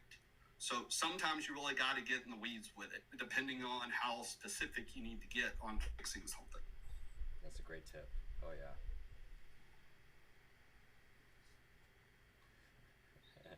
Everyone's privating all their projects right now. You're like, wait a minute, I gotta take that down for a minute. Hold on. Again, on that caveat, it's been a little bit since I mentioned this, and I just want to mention it. We'll start with the good side, and then I'll get to the bad side. I have 20 years experience. I have worked for Fortune 500 companies, mainly Fortune 5,000 companies. I'm a senior applications developer. However, 15 months ago, my mind decided to break. So I am trying to get on disability, and I have limited days my mind functions. I actually haven't been able to write official code out of my brain in 15 months. Now, because of AI, I can prompt it and have it write code. And because of Lovable Insights, I still can kind of use my brain to prompt and fix things. But I have limited days. Even then, I can still kind of work. So I don't mind helping, and I do usually still charge people. But if you work with me, you just have to be patient, and you have to wait till a day where my brain is working. So the people I do work with understand that if something breaks and you need me, it might take a couple days before I can look and fix it. Sometimes it took me a week before I fixed something for the guy that I fixed. He understands. I worked with him for 10 years.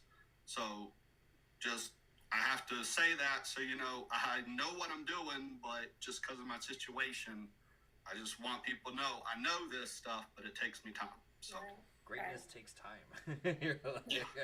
So, but I love what I do, and that's why I've really delved in AI so much, because I wanted to.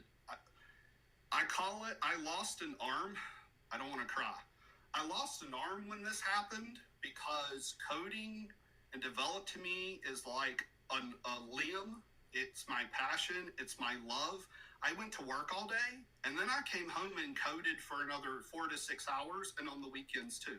Now, of course, I spend time with my wife and kids, but they know that this is like my life. And like when me and my wife got married, we're like, computers come first, marriage. It was kind of a joke, but when we chat, I'm not joking.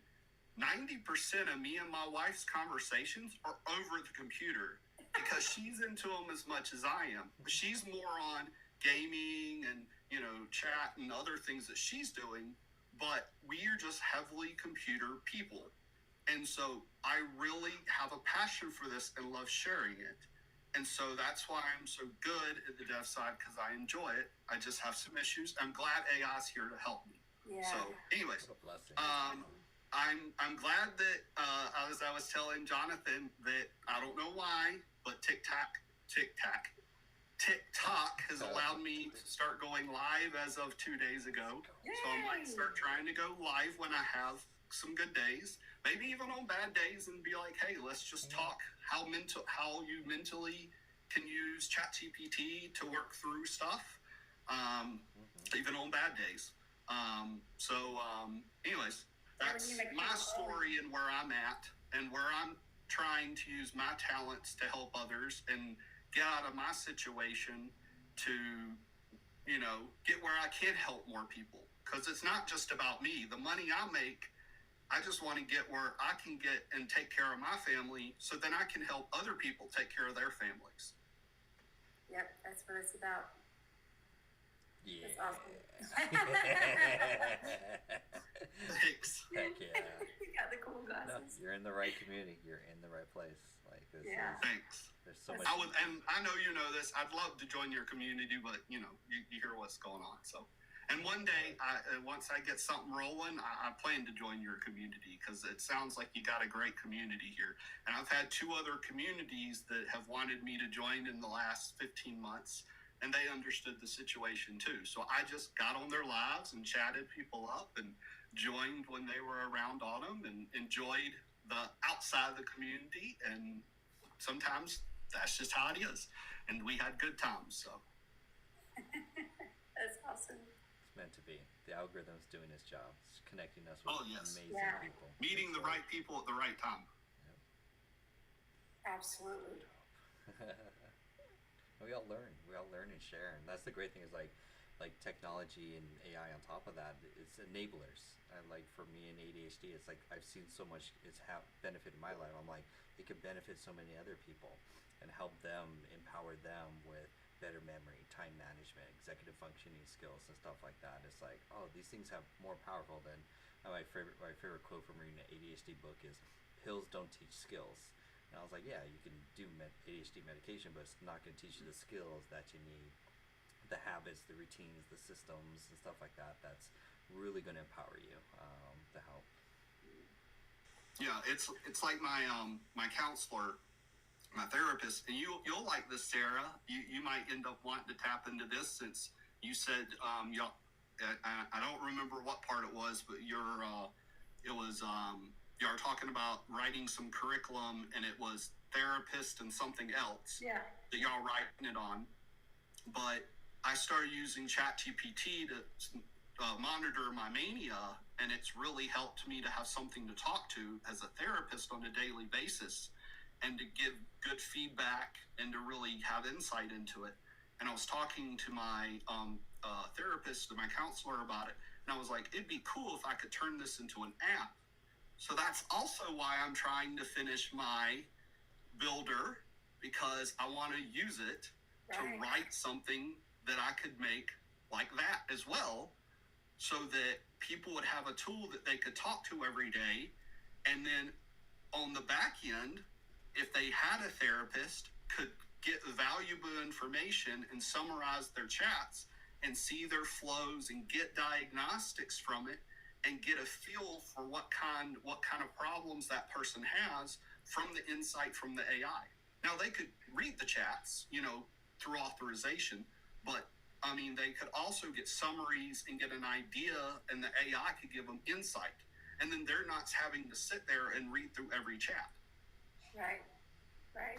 And I was like, the value that AI could give therapists, because they're not seeing them every day, the value that a therapist could see from their patient on a day-to-day basis, just on a 2-week summary, when the person came in and they just were able to read a summary from the last 2 weeks from them talking, the value in that for their patient and how much they could help them on something that their patient might not even see going on, that they could help them with, just change their life. Right. The in-between times too, and even putting like the different books that would be helpful, customized to you, into those GPTs or into that app, Yeah. or summaries in your own words of books. Yeah. To copyright. Exactly. As you see, my problem's not ideas; it's having enough Yeah. connections, enough time to execute. And I get that's part of kind of what happened. They say is why I crashed is I was burning too many candles Yeah. too long for That's a real thing. It's a and just real- never had anything action fast enough, and health just finally crashed. Yeah.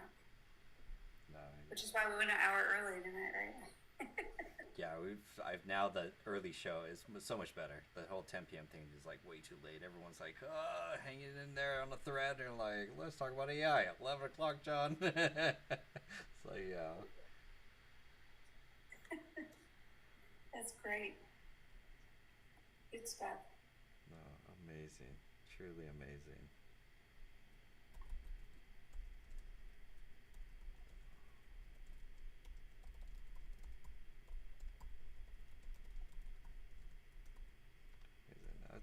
That's the thing. It's just sharing.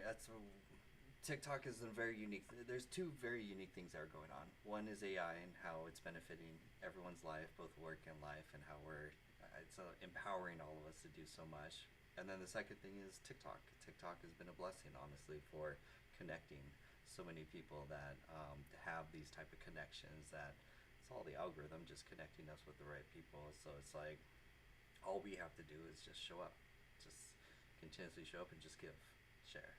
And it's like I get so much back from what I share out, and I'm like all the gifts and stuff. I'm like I share them out back out. I'm like, but it's like you meet amazing people. Like, yeah, I would not have met Christian from yesterday if it wasn't for Seth. So. And my name is David, by the way. You can call me Sith in David. the channel still. That's fine. And the name is actually Sith Nuclear. It's just a username for gaming. So, but yeah. Sith is fine, but my name officially is David. Beautiful. Well, David, meet Sarah, Megan. Like we were all just. My name's Sith. No, I'm kidding. I know. You're Megan. On the dark side. Truly a blessing. That's awesome. Oh, cool. Nice. But yeah, it's an exciting time, and everyone's curious too.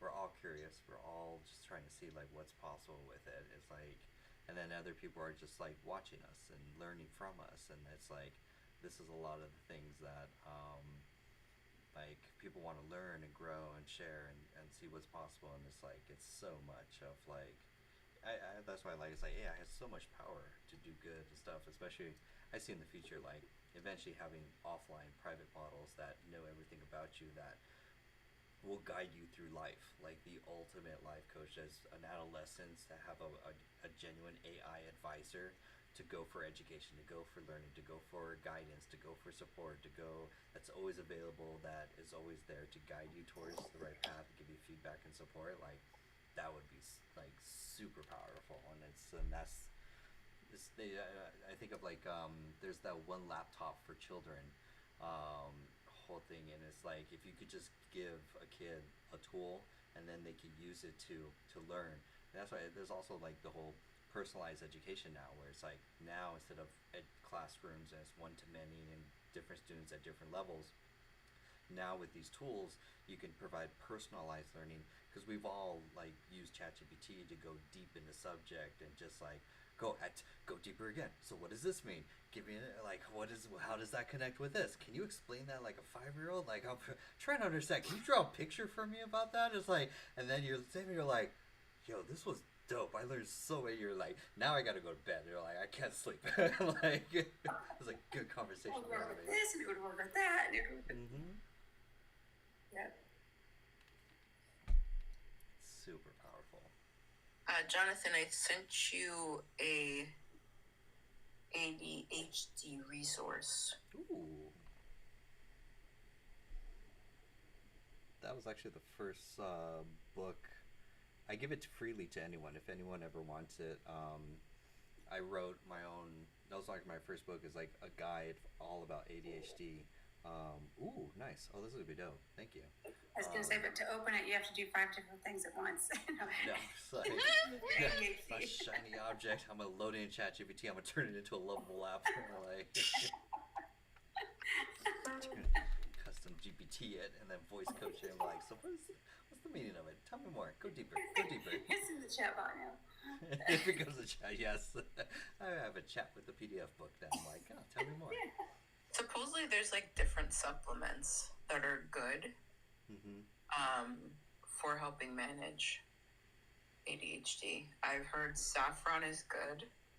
I'm on it. What's saffron? There's a guy. What's his name? Dr. Amen.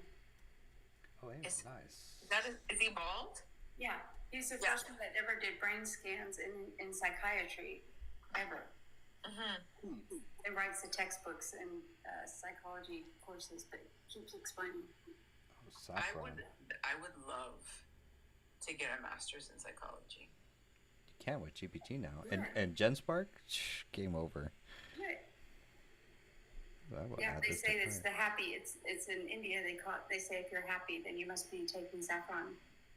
Really? And then there's saffron, there's L-theanine, Love me L-theanine. Yeah, I'm on that. and Yep, then there it's the is best. rhodiola rosacea, or rosea, I think it's called. Mm-hmm. I'm adding to And cart. then So for people, magnesium, because we're all Sorry. magnesium deficient. And then liquid vitamin D. got magnesium there. I am just adding everything to cart and let Yeah, tomorrow lots of- John. Wait, what was that? What was the Rodine one? RHODIOLA.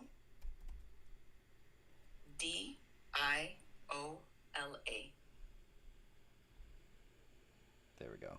Yeah. Beautiful. These are the cheat codes. And then there's another one, 5-HTP. If we pull up and he's like spinning, we're gonna be calling you Megan. Oh, boy. I took all my stuff. I know. Took all of it at once. All my stuff today. It's gonna be like me. We're gonna be Thousand competing. On the circle I'm now. not even on anything. You know, I'm on my regular meds. We're all filled up on this stuff. We're like, oh yeah, I have got a little stash. We're like, you want to see my collection? There's our voice in tea withdrawal. Don't kill me. There's a guy on TikTok. He's the bald guy that you mentioned. He's good, but there's another one, Justin. I can't remember his last name, and it's gonna kill me. Good morning, everyone. Just kidding. There's Dr. Ahmed. I got to listen to some of the lectures from him. I'm He's so excited. good. His books are fascinating. Yeah, if you wanna, something else to keep in mind, if you're on the ChatGPT side and you want to do something where you want to like get your brain started in the morning really good, or you want to get it shut down at night, I haven't got it quite going yet because mine really fluctuates. But you can have ChatGPT set up like a schedule or a prompt where it'll help you wind down at night, like walk you through a plan, like a 10, 15-minute plan, or even in the morning, like give you a scale up. It'll like wake your brain up or wake you up according to your tone or your chats that you've had with it. Right. It's the routines that you set for morning and for night, and then they say that your stomach has its own nervous system.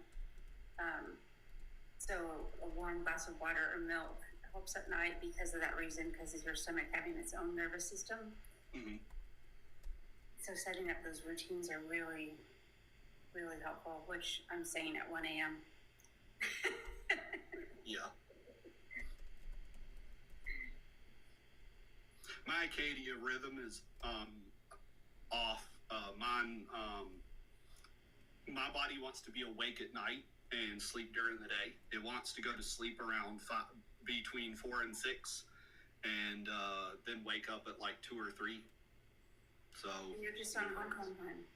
That's all. Yep. It's good when you have bipolar disorder to try and create consistent routines. Oh yeah, that's a big thing. Even with ADHD, it's imperative It's huge. Yeah. because having structure allows you to function the way that you need to function at the highest optimized level. Because you need that consistency. It's hard, especially like with the fluctuations of having, manic episodes and then, your high highs and your low lows. But the consistent scheduling and routine are supposed to help moderate those inconsistencies. Yeah, and that's the hardest part is the multiple conditions that I have contradict each other, because I have like bipolar 2, which is mania, but then I have sleep apnea, but then my sleep rhythmia wants me to be up until 4 to 6 a.m. and sleep until 3, but then we have appointments, like 3 or 4 or 5 appointments almost every week between me and my wife and kids. So we do our best to push appointments in the afternoon so I can sleep until 12 or 1, which my wife and kids like doing too, and they're homeschooled. So we've just made it where they're homeschools like mid-morning or afternoon, but sometimes you can't do that. So like staying on that schedule is tough.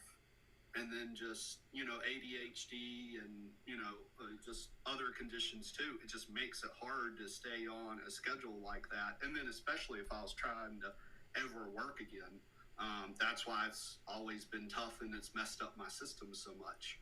Have you done a sleep study before? Yep. I recently just did one back in October, November. And I'm diagnosed with hypoinsomnia. Which, what's funny is the medicine is keeping me awake enough when I'm not on the computer that for the first couple hours I'm okay, but then I can go to sleep if I want to. Like I kind of can stay awake, but I'm still kind of somewhat draggy. But when I'm on a computer, it's like I'm 20 again. Yeah. So I can stay up for like 36 hours. Yeah. So there's this like problem where if I didn't have the medicine and I was on the computer, I'm fine. But if I don't have the medicine, I can't function off the computer. Computer makes my brain function at such a higher capacity for whatever reason. Because that's what you're used to. Yeah, it's because I'm on a computer all the time, and it's what feeds my brain, and it makes it active. That it's the dopamine. Yeah, it's the fact that you're getting that dopamine fix, and when you're going through like your low lows and your high highs, it's always good to. It's hard to moderate and hard to figure out like the perfect balance, but figuring out your dopamine levels play a huge role in those high highs and those low lows. So if you're able to find a sweet spot where you're able to regulate that is something that I would suggest duplicating. So I don't know if you do this, but a lot of people have said to journal. And then when you're journaling, you're able to look back and say, okay, this is what triggered my mania, because everything has a trigger. And then when you're able to figure out those triggers, you're able to kind of develop your own, I don't want to say defense mechanism, but let's say defense mechanism for a lack of a better word, or coping mechanism, let's say, in order to combat that and moderate it. So if you haven't ever tried journaling, I would suggest that. Because that's why I use ChatGPT. That's what I've been talking about using ChatGPT for the last month. I'm journaling in it and having it find trends to try to figure out when I'm having highs and lows. Because my highs and lows, and I'm going to try to keep this very simple. Well, I'll just use a different term, or like PMS. They are monthly. They're up and down, up and down. There's no trigger per se of what makes them come up and what makes them go down. They kind of go up and down. Now, since I didn't know they were mania until just a couple months ago when I was on my highs, I pushed them to last longer and longer over the years because I wanted to extend them, which made the lows last longer. Now that I know that, I try to not push them. So I'm having to change 30, 40 years worth of mental programming and journaling and using AI and tone and talk and figure out, like what you're saying, what's making them come into a high, what's making them come into a low, or is it just a typical trend, or is there a trigger, or is this just a flow? It's just at this time during the month, it's going to be high.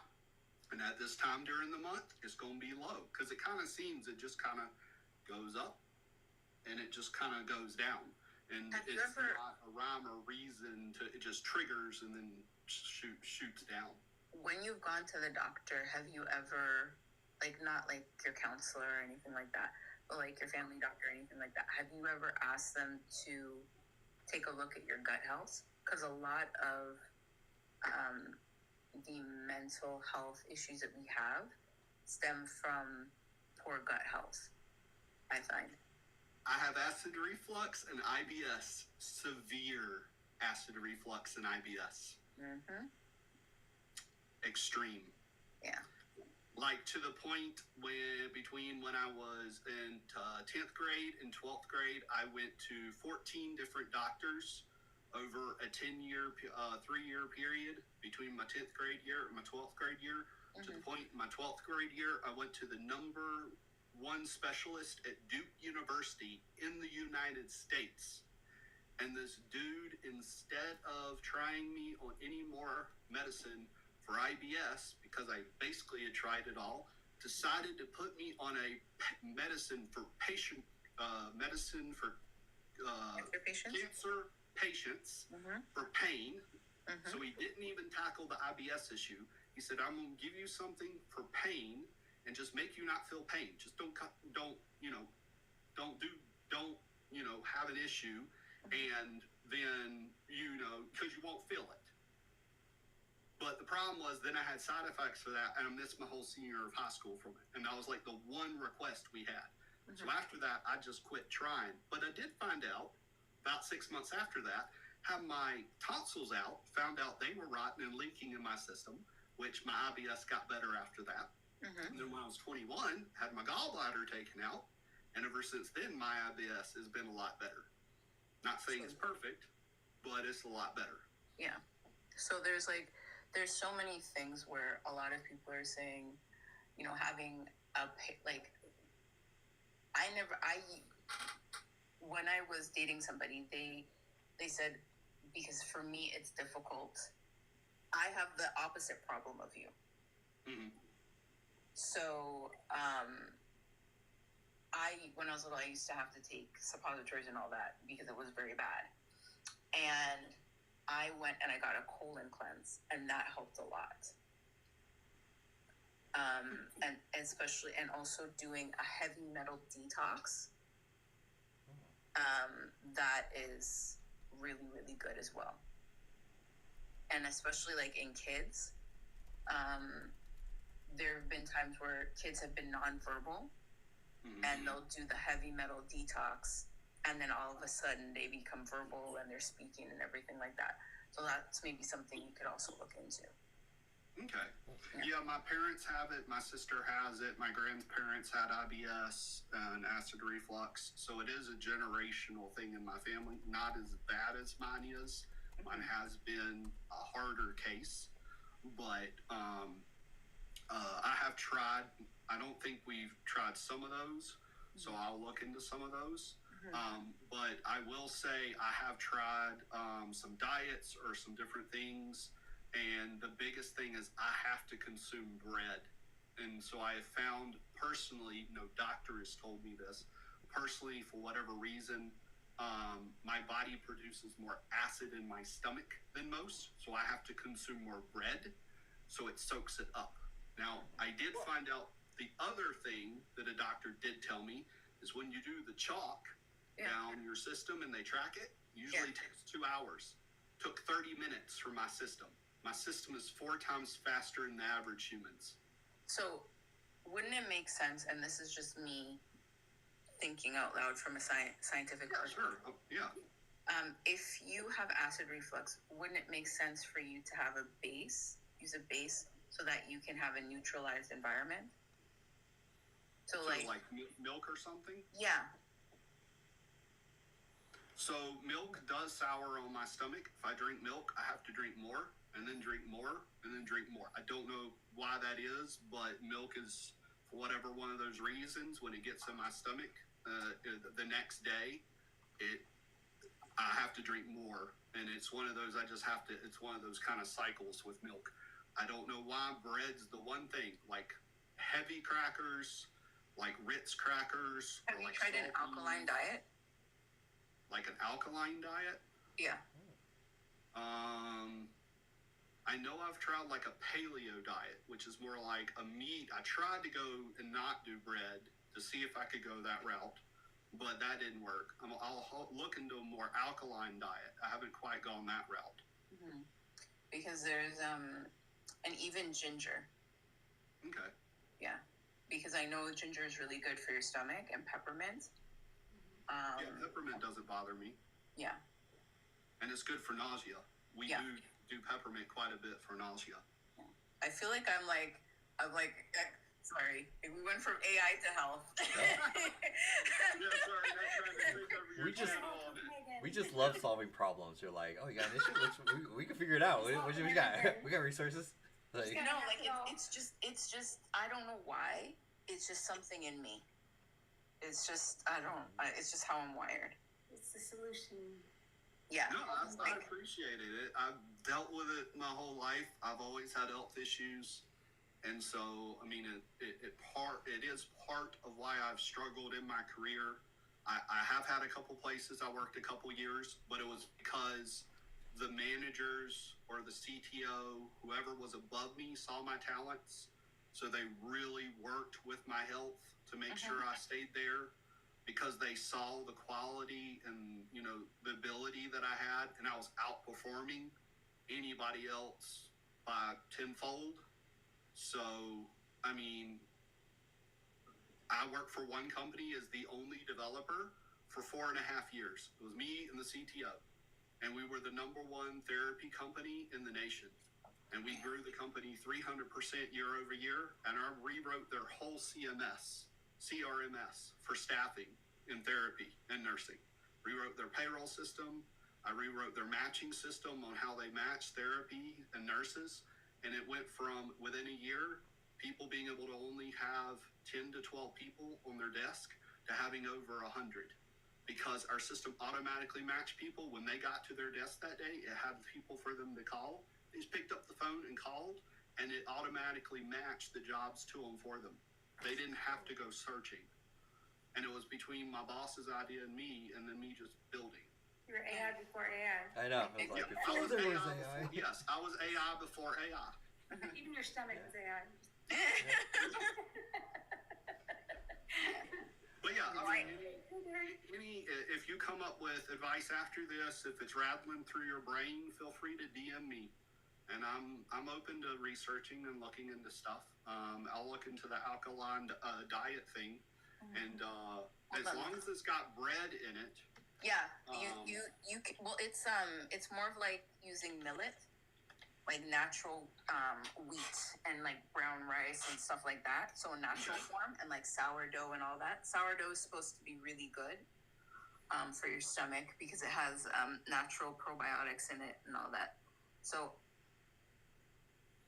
yeah, I'm looking at what kind of diet this is. So actually, this one wouldn't work for me. No? Because it's got too much fiber. Fiber tears up my IBS. Oh.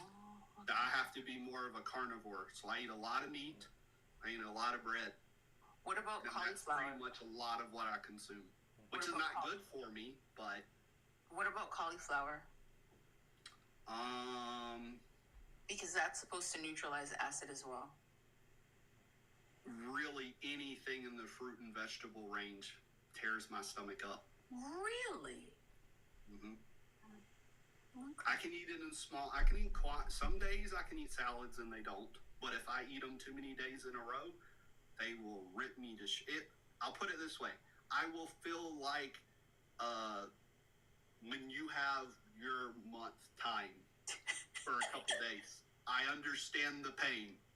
I honestly, every once in a while when I just feel like my body feels like it can deal with having one. And all the men just left the room. Honestly, I don't think anybody has ever experienced my pain because I've blacked out from my pain. Yeah. Mine were so bad in high school, it felt like someone took a knife and dragged it along your stomach. Them for 3 hours. I almost blacked out too. Trust me. I was probably pretty close. I am. Thank you. I had a lot of. Yeah, I had a lot of Water. girls in high school talking to me about that kind of stuff because they're like, "You're the only guy that gets this." Yeah. So women have always said that at least I understood. My Yeah. wife's like, "I'm never putting you through that test that all these other husbands." She's like, "I know you understand it."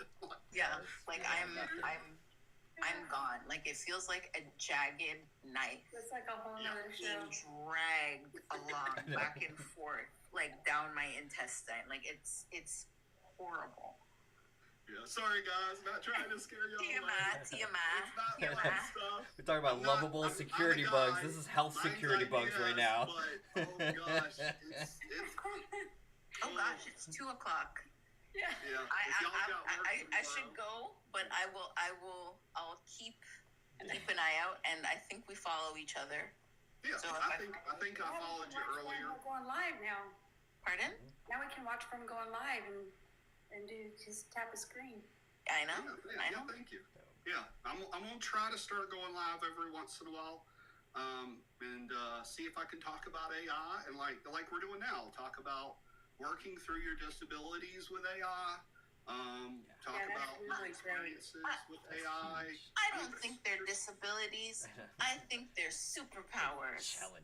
Challenge accepted. Don't tell me no. Can't watch. No, but in all honesty, like I think it's just like neurodivergence and things like that. It's almost like you see the world differently, and you're able to navigate it differently. And it's almost like because everybody is, I would say everybody is gray. Normal, like people that don't have these special gifts, they're just gray, but we're the color of life. That's the way I look at it. Oh yeah, and that none of that is. Yeah. I want to make very clear to everybody listening. None of that is a disability. ADHD, ADD, neurodivergency. I'm saying it wrong, but all that. I don't feel any of that is a disability. Yes. What my reference was neural dysfunctional disorder, and that side where there's an actual true medical condition. I want to make sure that that's what I was referring to. Where Bipolar disorder and well, I mean, you can still work and have bipolar disorder. You can still function with medication or even without medication with therapy and the right things. You can still function. I functioned the last 40 years with it and worked Fortune 5,000 jobs, and I didn't even know I had it. What broke me was is the overworking. yeah, and what happened, they said, is my brain just finally said, I've had enough, and my brain went into what's called Windows safety mode, went into safe mode. My brain shut itself into safe mode and locked myself. I don't remember getting married to my wife. I don't remember my childhood. I don't remember most my memories of my life. I don't remember how to code. I mean, in the sense of I can't code. Anyway, so yeah, it's that's what that is. It's so much stress just broke my brain. So that's what I was referring to as a disability. So 100%. good night. Oh, good stuff. No, I appreciate David you coming on. No, so great. No, thank you. I sent you a special DM message, so. I saw some come through. I didn't want to click off and then get cut out of the stream, so I'll check it out. I sent you a special gift, so no. It was Okay, grateful. thank you. David, you're amazing. So have a wonderful night. Rest well. We'll definitely talk soon again. So I'll see you more online. Okay. Thank you. Bye. Have a good one. And then, wonderful. Everyone, amazing. We show up, we learn, we shared, we could go so deep into so many different topics. These live streams are amazing. I'm learning so much. I now have a Amazon shopping cart that I'm going to order from. But that's the amazing thing. The algorithm's connecting us with so many amazing people. We're all learning and sharing. We're all going through similar challenges, and we all have amazing goals at the same time. So the more that we could come together, share, help each other, you're on the right path, and thank you so much for staying up late. So I'll definitely see you on tomorrow's live stream. And for my students, tomorrow I'll send the email out. We'll have our class regular schedule. The calendar event has the Zoom link. So have a good night, everyone. Shout out to Megan, Sarah, and then David. Thank you so much. Good night.